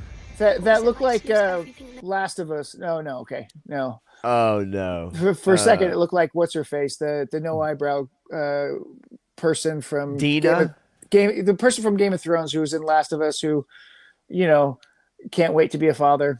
Bella Ramsey? Yeah. Oh, thank God it wasn't on just here. For a second, it looked like her, because that went by pretty quick. Can't argue with that. This trailer is really not a lot, honestly. It's less than 50 seconds long. It's some scenes. And then you got the music, and everybody's wanting that James Gunn music playing. Right. Of course, we want that soundtrack, right? The only thing I see here is a ripoff of a movie that we've seen 5 times now from this director. Right. I'm not seeing anything different. And here's the main thing you're going to take out of this is that her idea of Superman, and I believe it's right here. I think it's right here. He sees the good in everyone. And I see the truth. girl boss. Well, Superman yeah, sees the good in everybody, and I see the truth. What? Yes, Queen. so I mean, it's cynical. It's just not what people want to see in superhero movies right now. People don't want to see the cynical. They don't want to see the deconstruction for the most part. And she is. Look, I'll give her that, yo, Joe Daddy. I mean, she is hot. I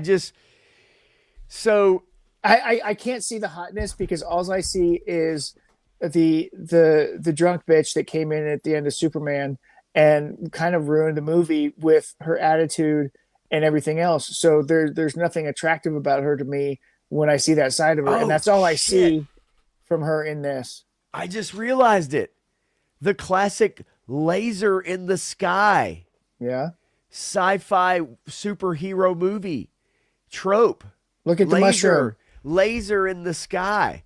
Coming, it's either going up or coming down. Like alien world-ending laser. And who started that? Was that ID4? I think it was. Boom! Blowing up the White House, blowing up the cities. Yeah. Bitch pudding for Robot Chicken. That's I mean, that's who she is. She is totally bitch pudding. Shit. That's her new name. From now on, that is bitch pudding. Great pull. Yes, is that going to be the part of the city that shrinks down? I have no clue. I don't even know what this is about. I haven't seen what it's about. If that's Brainiac, if they got to fight Brainiac and he's taking part of the city and that's Kandor and they're just going to make it into the miniature city. The only reason that I would ever want to see this movie is for the Lobo parts.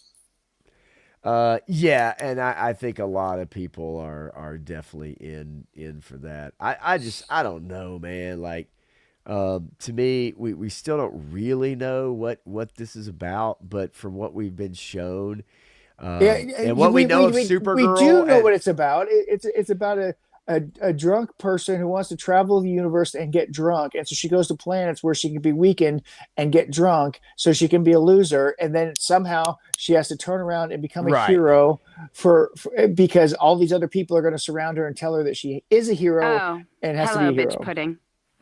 What's up, hoes? I mean, there she is right there. I see the S. It is Supergirl. There she is. I see the resemblance. She's a girl boss. Bam, there it is. No, you're right. I mean, look, it's I think you're right. We do know like what it is going to be about, and I think it's pretty much you don't have to see the movie to see the movie, right? Yeah. Does that make sense? And really honestly, I think this shit. I don't know if it's going to hit 300 million, dude. I don't even know. I don't. Your name is Cuntface. You fucking Cuntface. Yeah, I don't think it's going to hit 300 million. I think I'm with you. I don't know.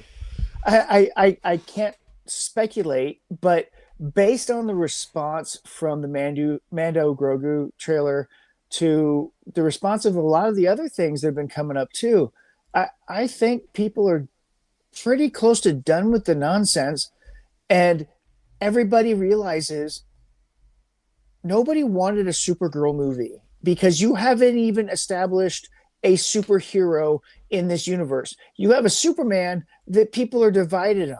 People are I mean, there's too much division in that Superman for them to move forward. You don't have a Batman. You don't have a good Superman. You don't have a Wonder Woman. You don't have a Flash. You don't have a Green Lantern. You don't have a Martian Manhunter. And you're throwing in Supergirl. I mean, she's like a fifth tier character in the Justice League. No, he's look where it's at right now in its infancy. He's been focused on all the wrong properties. Right. And so, it's now is not the time to go this direction. And then she also just has a habit of shitting on Superman, right? Continually. Like that's her thing. And I say continually, even though we haven't seen her hardly at all, but what we have seen of her, that's been a focal point for her. And I know that James Gunn's going to say, well, it's past trauma that she has to deal with to get over her past trauma with And Cal El. It's just the like, get the other fuck out of major, here with yeah, that shit. Nobody wants to hear that shit. the other major red flag about this whole thing is that they believe that they are adapting a Tom King story. Now, if you know who Tom King is, you know he's one of the biggest lying assholes in all of the comic book industry. And he is responsible for some of the largest failures at DC Comics.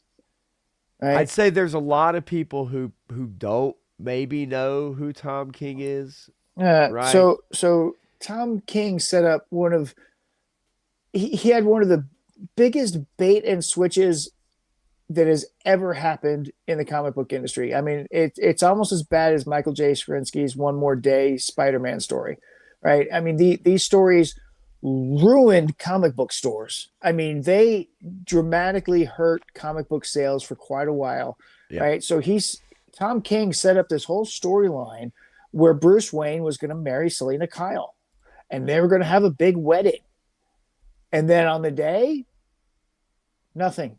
It just didn't happen, and the story moved on, and people were so pissed that there was not even a resolution to the story, that it just moved on. It wrecked the industry for a while. I think it's just stupid, obviously, too, for that to even to go there in the first place. I mean, just for a storyline, I just think it's dumb. And a lot of people felt that way about that. You got to know how much of an asshole the guy was, because he worked for the CIA, supposedly. Well, then that nails it for me. Son of a bitch. No, I just, either way, I don't think that James Gunn has established this universe again. I'm just tired of, like, let's reestablish this universe, and let's reestablish this universe again, and less than 10 years later, let's reestablish it again. And you know, I'm just kind of over it. And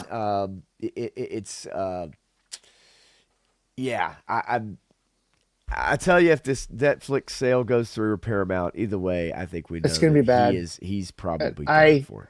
I pray he's probably done for. I pray that the sale doesn't go through. I hope that nobody can buy Warner Brothers, that they have to stew in their own stuff and try to fix their own ship, rather than seeking this bailout, essentially, is what they're asking for. No, I'm with you, dude. I agree, man. I mean, we'll see. Somebody's going to buy it. It is going to happen. But I just think that when it does, that's kind of the end of the James Gunn universe. It will be looked at ultimately as a failure, and I think it's number one, a poor choice to put him in charge of it for Warner. Yeah, but by David Zaslav, but also he made poor choices in how to launch this thing. Yeah, no, he chose the wrong properties to lead off with. I mean, I'm sorry, and I don't care how much people love the animated show that he made, kind of kicking Creature it off. Commandos. Right, I think that's a poor decision. Peacekeeper. Or Peacemaker, whatever. No, and so just poor decisions, and I think this Supergirl movie is not going to do well. No, I don't think so. Stu, you almost have to just have the dog, like it's just put the dog. You know, make Crypto, just making a movie with Crypto with no dialogue. They did that, flying around doing crazy shit. You know, that would probably be more fun. They did that, and Dwayne "The Rock" Johnson voiced the dog, and Kevin Hart was right. I forgot about whatever. that. That movie's actually pretty decent. Yeah, you know? I forgot about that. And then Graf, you say never forget that James Gunn. He liked the Flash movie, but let's go back a little further. Never forget, he thinks Danny Elfman is a hack with the Batman score from Batman '89. He thinks that Batman '89 was a terrible Batman movie. And he thinks the Nolan Batman movies were terrible Batman movies. And then we can go back even further and talk about some other tweets that he had, which are very inappropriate and were about children. He's one of the few to get canceled and actually come back from it. One of the very few. And you He remember makes too much money. the whole Guardians of the Galaxy cast went to bat for him. You Yep. remember that? And Yeah, they they were did. like, we're not going to come back and film this movie unless you bring him back. We're not going to do it. Which And is Disney why crumbled, and they did. which is why Guardians of the Galaxy 3 seems so out of place, because it was written during phase 2 of the MCU, and that movie fits into phase 2. It doesn't fit into Right. the phase that it was put in. Yeah, it's man, it's so funny when you go back and kind of look at some of those things too, and then you pick up on some of those behind the scenes, what was going on, Yeah. and pick up on it. But yeah, that was, I remember definitely that was happening. James Seaborn, if you're still out there, what's up, buddy? Good to see you, James. Yep. Hanging out tonight. So I did want to show. What do you think? Hail Mary or Monarch Legacy of Monsters? They're both kind of long trailers. Oh, yeah. So, You know which one I'm excited about? I know you're excited about Project. That's Yeah. for sure, because Monarch, it was not something for me that I really truly was like, man, heck yeah, I gotta get into this. I My just didn't wife and I care enjoyed for it. we enjoyed it, and so we're interested in watching the second season. Don't know where they're going to go with it, Right. but I like the fact that father and son are acting together as the same character in different time periods as they tell the story from two different time frames. And there's a lot of things they can do with it that I think are interesting. My biggest problem is that they're focused on the Kong Godzilla era of movie making, and the Kong versus Godzilla doesn't ever make sense, because at his max height and Godzilla's smallest height, King Kong comes up to Godzilla's knee. That's at the maximum Kong height Right. and the shortest Godzilla height. Well, right? and I guess that's why in the movies, they kind of they big upped Kong, right? And they they big upped him. and they shrunk Godzilla even more Right. so to Yeah. make them more compatible. But Which that's on screen makes sense. And look, Sure. a lot of people aren't going to care about that. no, right? I They get it. don't And care if you about want to that see at monkey all. fight lizard, then great. And that's my I only. saw that at my local mall. I saw What? that. I saw Huh? that. I saw that at a pet store one time. It was really weird. But anyway, What? Do what? Jesus.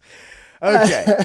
Look, but this, storytelling wise and setting up the background behind how all this stuff moves and everything, it is kind of interesting. They've gone kind of woke, progressive, girl bossy type of stories with it, but I still think it's kind of interesting. I mean, it's giant lizards. well, I will say this: for the most part, it is just fun. Like Yeah. it's just goofy fun, monster fun, right? And I think Yeah. that's what most people actually do take out of it. They do enjoy that Yep. part of it. Okay, look, we'll take a look at this bad boy here, a little Project Hail Mary, which I'm not crazy about the usage of Prince in here. I don't like it. Oh man, come on. Get over Sorry, he wouldn't have liked it. He wouldn't. I don't think he would have lived it. Object approaching. I am gonna see this at the theater. I can't wait. If we do nothing, everything on this planet will go extinct, including us. Dr. Grace, the world is counting on you.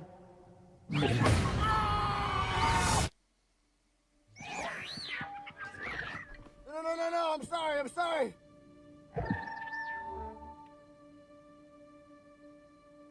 What do you think about showing too much of old Rocky here? So That's something that I kind of am not I real will tell thrilled you, about, but I Yeah. understand it takes up a large portion of the movie. I will tell you that I understand why they're doing it. I would have done it very differently. Okay. I would not have shown Rocky in any of the trailers. I agree. And I think we brought that up. I agree. I think you should leave that a mystery for people who haven't read the book, and you leave it a mystery, and then it's a surprise. I think we've been shown way too much here. Yeah, and you know what? And I say that for a couple of reasons. I say that because if you have read the book, you will have a different picture in your mind of what Rocky looks like. Okay. Very different in my mind. Interesting. But and then they're showing the interactions between them. I think if you leave this story with the world prepping for this disaster and how they're selecting the people to go into space, and then you have him wake up and he's the only one left, that's where you end the trailer. Yeah, right? I like that. I like that a lot. I do. I think that's a great idea, and I think they've given us way too much. Not only of their interactions together, but just of the conversations here. With whether it's the rest of the cast or look, I get it. Some of his thoughts as he's talking or whatever. I get it. But I'm with you. I would have liked to see much less. I would say if you haven't been watching this, you've just been listening, don't watch the trailer. Just go see the movie. Yeah. Don't see the trailers. If you've read the book, great. Then you kind of know already. But I wish I had. The book is great. The book is great. I think the movie is going to be awesome. I think that they should have shown a very different side of things in this trailer, because they literally showed the very end of the movie in this trailer. Yeah, I'm not kidding, man. Like, I wish I hadn't. And you're right. They showed the epilogue of the movie. It. Yeah, I saw it. It's there. Like, I can only imagine that's what that scene is. If that makes sense, right? Like, it has to be. Yeah, I don't know. I wish they'd have had some restraint. I think restraint is best, and I wish they used it in this particular case. And I understand that they want to sell this big budget movie that they created all these special effects for and stuff like that. Oh yeah. But if they had left the trailer with just him on Earth, and I would have thought that the the person in charge, would have been played by, in my mind, I had a totally different person in mind for that. I had an Indian woman in my mind when I saw her, and then I see this blonde white woman. I'm like, I was kind of shocked about that. But in any case, if you do all the interactions, or many of the interactions that he has on Earth that he has in the book before he leaves, and that's in the trailer, and then if they actually use that as flashbacks in the movie, that would be the best way, because in the trailer you only see one side of things, and then you have all the setup for the story in those scenes, and then you have the stuff in space, and then you flash back to those scenes. Okay, spoiler, whatever, as he starts remembering. Yeah, either way, I think they gave us too much, and I would have liked some restraint. Yeah. And I think, I guess you want audiences to know what to expect, and you want kids to go, oh, that's a cute, it's a cute alien creature. It's a rock, and his name is Rocky. I mean, whatever. I guess if you're trying to drive that angle. But I just think this it would have done us much better. Not a kids movie, but I agree. but you get what I'm saying, right? Like you're going to show that much of the creature, then why are you showing that much of the creature? Who are you trying to get that's going to go? Is it grown women that are like, that's such a cute rock creature? I mean, and maybe maybe you end the trailer a little bit after he wakes up and the crew's dead. Maybe you end it as this other giant thing is next to them in space. Right. And you're like, what the hell is that? Okay, that leaves enough question for you to want to see the movie. Yeah. Now, this trailer it literally gave away the end of the movie. And if you look close enough, you will be able to spot it and potentially suss out where it actually is and what it actually means. But yeah, in either case, it's too much. It's going to be a good movie. Yeah, you guys will see enjoy it. The book is really good. I recommend that you read the book. I recommend that you go see the movie. Even though I haven't seen the movie yet, I'm going to say it's on my recommend list because I like the author. Ryan Gosling, I think, is going to do a great job with the role, and I will like to see how they adapt the book and how well they can adapt it. It's not Ridley Scott, so it's not going to be as meticulous to detail and the filming of the movie. But I think Lord Miller will do a competent enough job with it. So I want to see where they go with it. So, all right. Who knows? I mean, I think it'll do well. Who knows how well it'll do? I hope so. I really want it to do well. Yeah, I want it to do well. Something else that actually did well that a lot of people were curious about. We have the Samba TV measurement for household viewing numbers from smart TVs, okay, for the Super Bowl. And I've got a lot of other stuff saved here. For instance, actual viewing numbers from U.S. Nielsen measured a record-breaking 135 million American individuals, the highest yet for the Super Bowl. Wait, no, it's not. Hang on. Okay, so this actually was not the highest viewed Super Bowl because last year's actually was. I think this one fell short, but it depends on what measurement tools that you're using. That's the key, right? Now, this is Samba TV. This is from smart TVs. It doesn't measure mobile viewing, which a lot of people watch. It also doesn't measure from like a bar. It doesn't measure a household that has different people in it. But most people have smart TVs. So this is from just the Samba TV, okay? Now, Benny Johnson made a pretty bad post because he said that only 26.5 million households watched the halftime performance. That is not even close to being true. Yeah. Okay. A pretty bad post. He got owned. He got owned. Okay. Yeah. Pretty badly.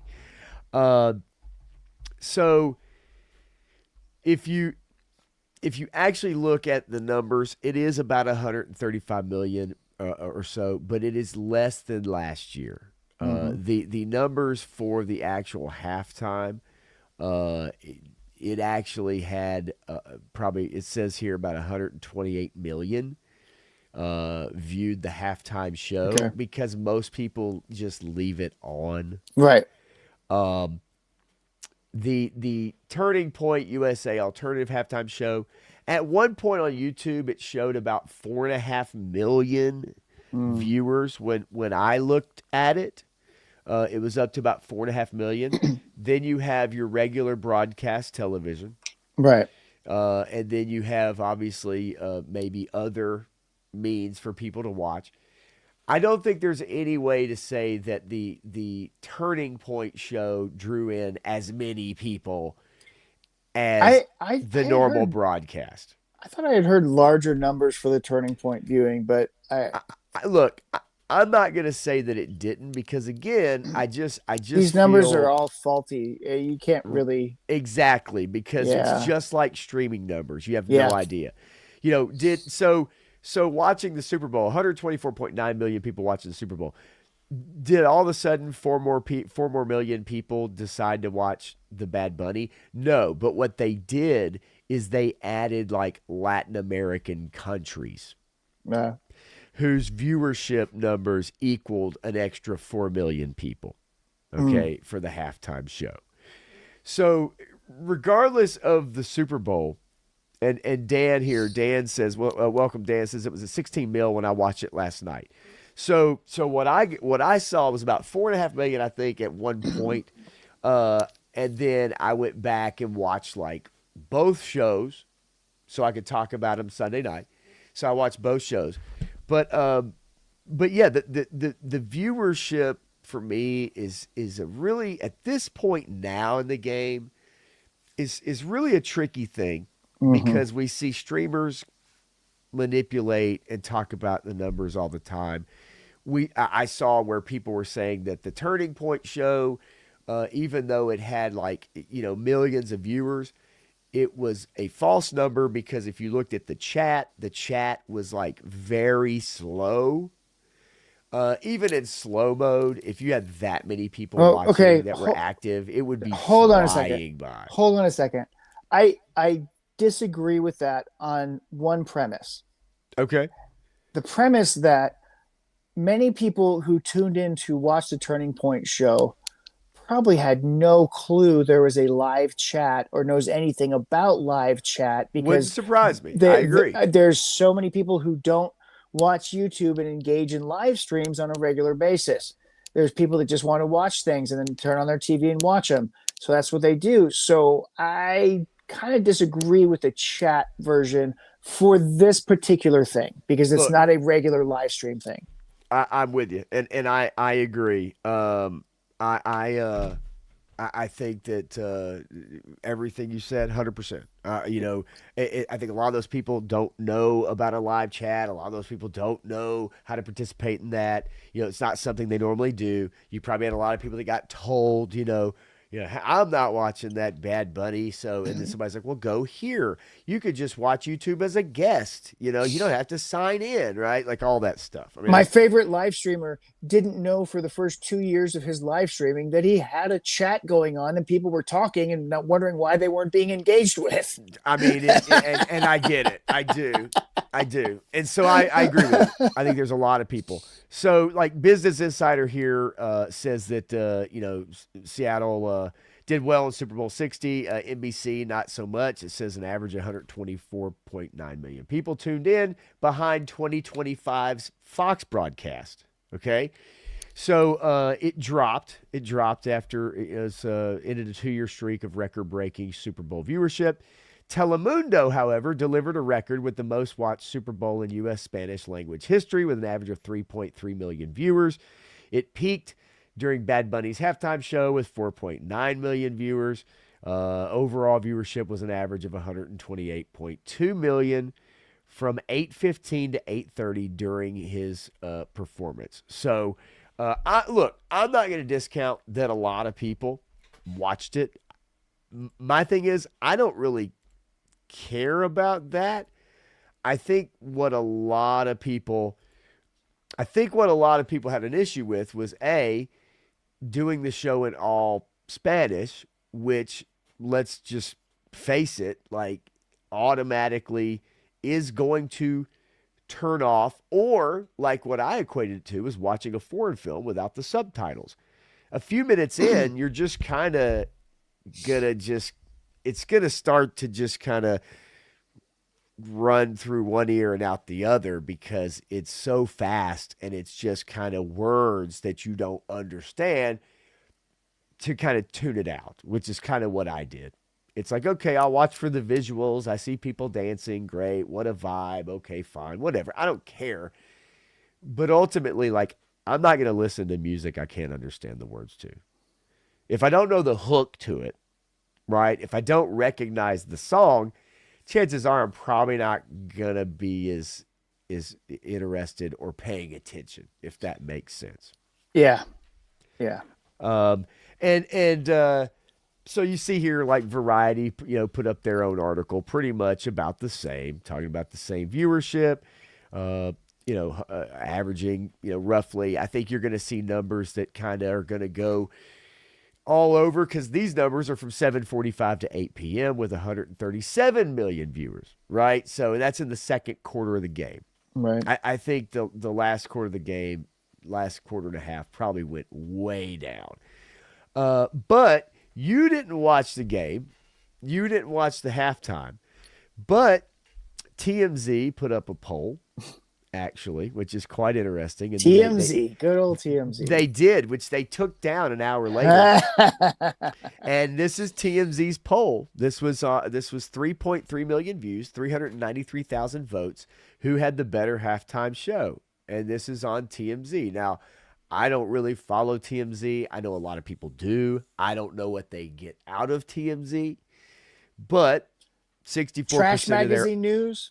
64% of their audience seem to enjoy Kid Rock's performance better for whatever that means. Yeah. Now, hey, the last good performance I thought was Bruno Mars, but that's me. Oh, I thought Bruno was great, and he got to do it a couple times within a few years of each other, and did a hell of a drum solo too.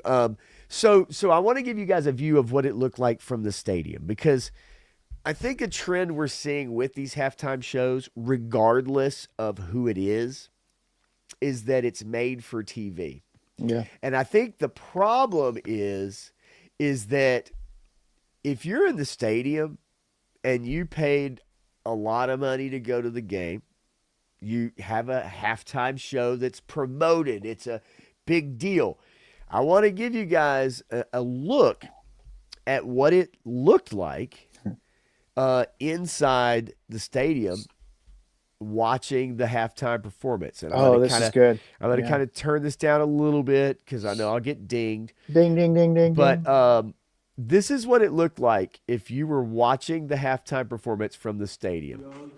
So you could see, like, you can't see shit. What the hell is going on there?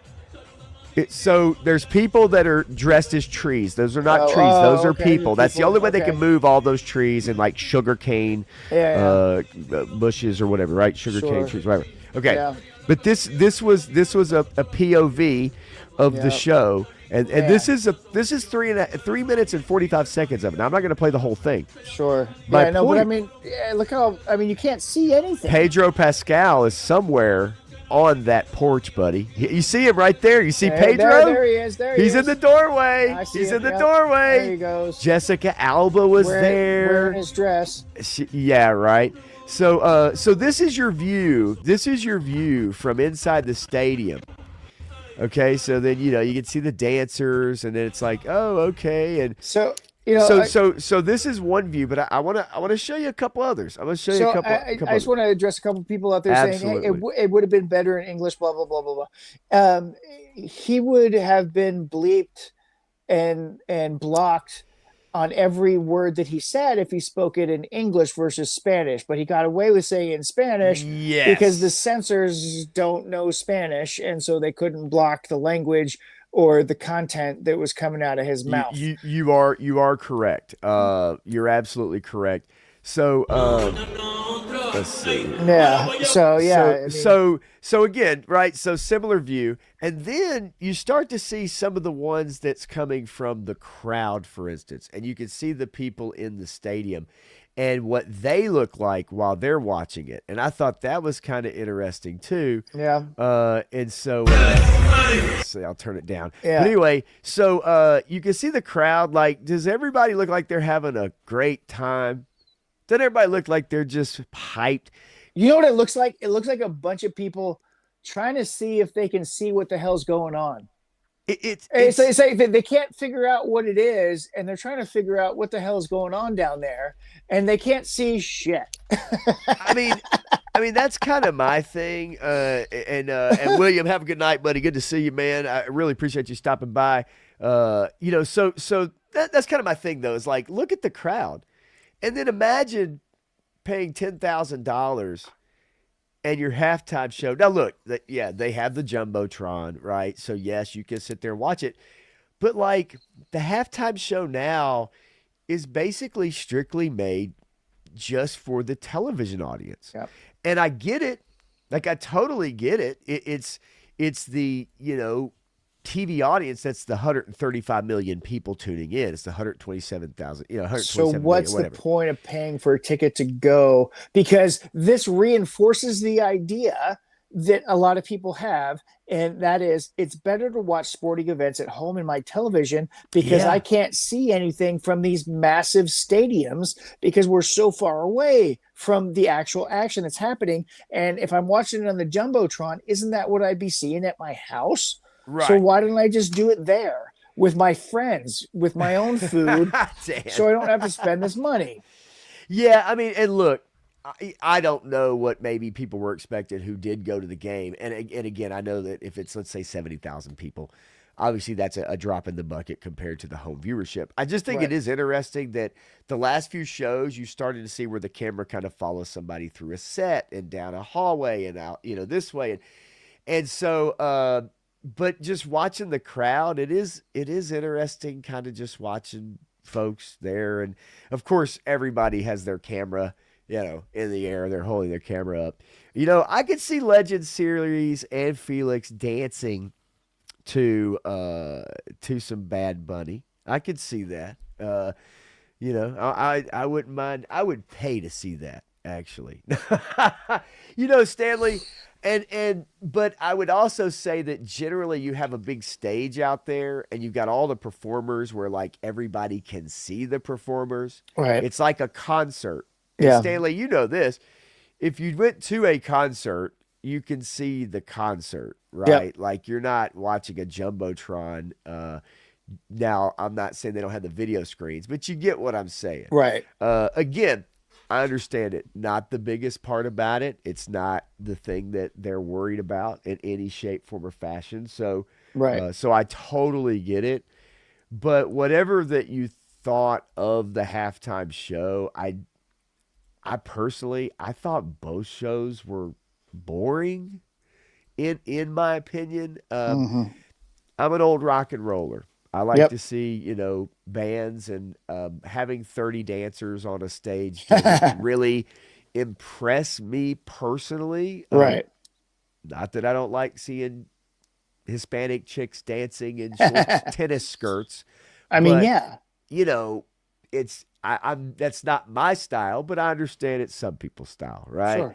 Sure. But I did want to show this last video that I thought was pretty interesting, and this is a time lapse video of the setup and everything. Yeah. And you can see them putting all the trees. See, those are all people. Yeah. And then you get the performance, outside, inside. There's a marriage that took place. There's a proposal that took place, and then they break it down, and that's gone. It. Yeah. It's pretty wild, isn't it? That's nuts. But yeah, I just hope in the future as we move along, and I get they're trying to grow the game. They're doing games in different cities now and everything, different countries rather. I was going to say different countries. That's right. coming up this next year, isn't it? Yes, every team will play a game in another country. Mm-hmm.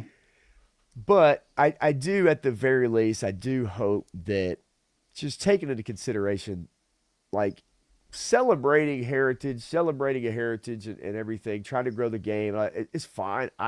Whatever. But the bottom line is out of that 135 million people watching your Super Bowl, yeah, I'd say most of those people have no idea what the hell dude was singing. No idea. And if a lot of them were like me, that's why that one they guy tuned out after a couple minutes because it was like I can't get into this. I don't know what the guy's singing. That's what that one guy who translated the song did his whole version of the song. Oh yeah, is making all the waves right now. And I'm not gonna play it on here. No. But yeah, one of the songs, if people did know what he was saying, and the NFL probably did know what he was saying, but they also took into account that probably people wouldn't know. Yep. Then I think it would have caught a lot more stuff. Didn't they have Metallica on the bid list? Wasn't Metallica like one of the top ones on the? Look, artists don't get paid to perform at the Super Bowl. It is a non-paying gig. Oh, then Metallica would never do that. Right. And a lot of artists have turned it down because of that. You do not get paid. It's the exposure. It's the next day your shit is Apple #1 on the charts of Apple Music, but it's strictly exposure. You do not get paid. Oh yeah, no. There's no way that you're going to get a Metallica. There's no way you're going to get a talented band to come and play anymore. So, and at this point, I just feel like, we'll see what happens. Are they going to overcorrect next year? Do they care? I don't think so. I don't think it matters to them. Like I really I don't. don't. I don't think it matters to them. I agree. And it's interesting because the last thing I will show is someone from and yeah, I have to agree with you there. That was my all-time favorite was Prince. It's a good one. So For sure. this is an inside view from somebody, and I also agree with this statement. Although they just re-upped their deal with Jay-Z until 2029 to be the producer of the halftime show, so that's going to run for another few years. So this is someone that writes for Business Insider, and they say right after first half came to an end, dozens of crew members rushed on the field, and you can see that image there. And then it says, everybody in the stands laughed as we watched extras dressed as grass walk by, which is interesting, right? Because it's like, what in the hell is going on here? Right. Yeah.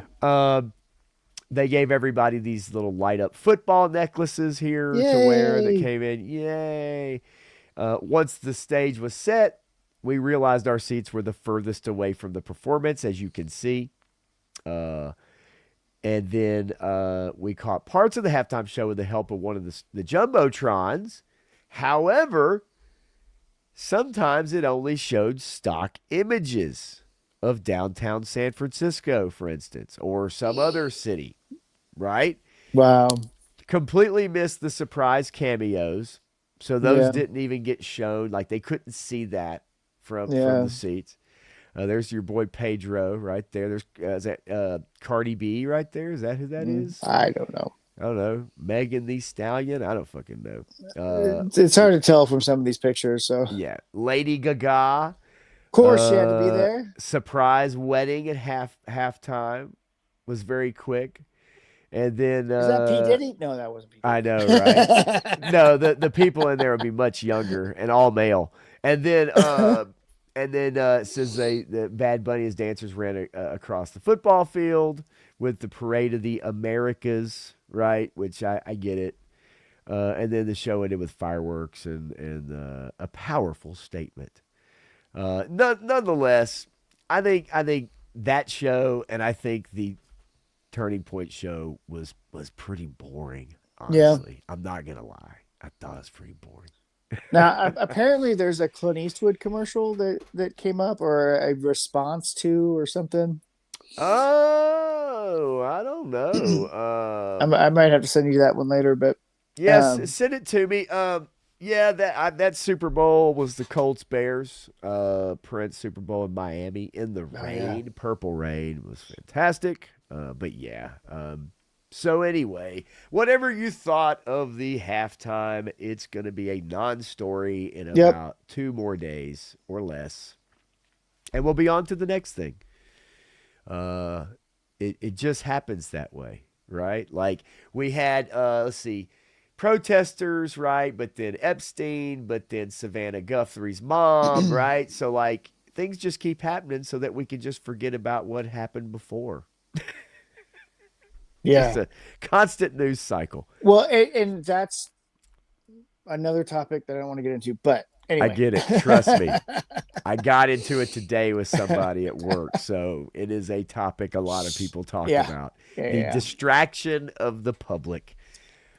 Forget your history, children. Forget your history, right? And you will fall right in line with whatever comes next. It is fascinating, and I guess really the last thing I want to finish up on is this video, which came from a recent conference in which Billie Eilish attended, and I was shocked to see this, Matthew. Truly shocked to see this. I thought that was hilarious. I thought that was hilarious. It's hey, I can't not think that was hilarious. FAFO. I mean, really, really. I mean, you just can't say enough about how incongruent and stupid that statement was, but yeah, but hey, story for another day. Anyway, yeah, man. I'd say that's about it, you crazy kids. For the night. Matthew, what do you have going on? And then I'll make a couple little odds and ends before we get out of here, buddy. Hey, you know me. I believe there's a Punk's Pit on Friday. Okay. But I'm just taking pictures with what I got with the themes that are coming up, and looking forward to some fun things happening pretty soon. There's the GI Joe reveal tomorrow, so look forward to Larry Hama telling you what that new classified figure is that we haven't seen yet. I believe it's the Enforcer, so it's part of that 5-figure wave. Enforcer. Yep. And then hopefully sometime soon we'll learn who the Past Master is. That's the code name for the silhouetted cowboy figure that we saw that is not Wild Bill. And everybody knows it's not Wild Bill. Who knows anything, they know it's not Wild Bill because they've been told by the Hasbro people that it's not Wild Bill. Wild Bill will be a retro card release later, and it'll be in a different wave. Okay. But exciting stuff. So just keep your eyes out, and Energon Universe is moving forward with the comic books, and Primal's coming out, and Knights of the Seven Kingdom is coming out. So keep an eye on that. Avoid Star Trek Academy with all your brain cells that you have left, because that is Paramount has announced that is like they haven't announced, but internally they understand Star Trek is dead, and they're trying to find a way to reboot it, to get out Kurtzman and Abrams and all those guys and try to reboot the Star Trek franchise to start over again. So they're looking for their way out right now, but I think too much damage has been done. I don't know how you fix that. Yeah, they're not going to reverse that. That's unfortunate, but yeah, they've absolutely ruined Star Trek, and the people who really loved it, you're going to have a hard time getting them back, and the mythical modern audience that you've been chasing don't give a fuck anyway. So that's kind of how that is played out. We see it time and time again. Eventually one of these companies will learn, right? They'll figure it out eventually, right? Yeah. I did see Joe Fan 84 in here earlier. He's probably fallen asleep in his chair. He said that. So he's going to be on Thursday with a friend on a Punk with Toys channel. So if you guys get a chance, check that out Thursday night on a Punk with Toys. Joe Fan 84 will be on there. I'm sure you guys have seen him in the chats and everything, and so check that out. I know he's nervous, but he really has nothing to worry about at all. So that'll be fun. It'll be good. And then my cousin and Three Star Draw and Krusty Old Crow have a backyard battlefield tomorrow night on. There he is. He's back. He was asleep. There he is. There he is. But so backyard battlefield tomorrow night on 3 Star Draw's channel, man. They'll I don't know what their topic is, something about the 70s, so we'll see what that is, but they're doing their stream tomorrow night. I'll always rep that. And then Friday night, if you're a member of a Punk with Toys channel, evidently there is a Punk's Pit, which is a members hangout. Friday night usually starts around like 9-ish, I think, right? Something like that. Yeah. 9 Central, I should say. I guess that's usually good, in there. But so if you're a member on Punk's channel and you want to get on and chat, you got a mic, got a camera, whatever, hop on and hang out. Some of us will probably be there. I know you'll be there. I'll probably drop in for a few, although I do have my son this weekend for the first time in a month. Yeah. So I don't know. We'll see. But there'll be some people you know. So yeah. But yeah, that's about it, man. I guess I'll see you guys on Sunday night. With another Unfiltered. I've got some pretty fun stuff to talk about again. So, but otherwise, we'll be back next Tuesday. So you guys come back, hang out with us. We'll figure out what else is going on. Find some always be new something. Stuff. Yep, there's always something. So, but yeah, man, we really appreciate it as always. I know I do, and I know you do too, man. Absolutely, guys. Love you guys. Have a great night. Really appreciate it, and we'll see you next week. Thanks, y'all.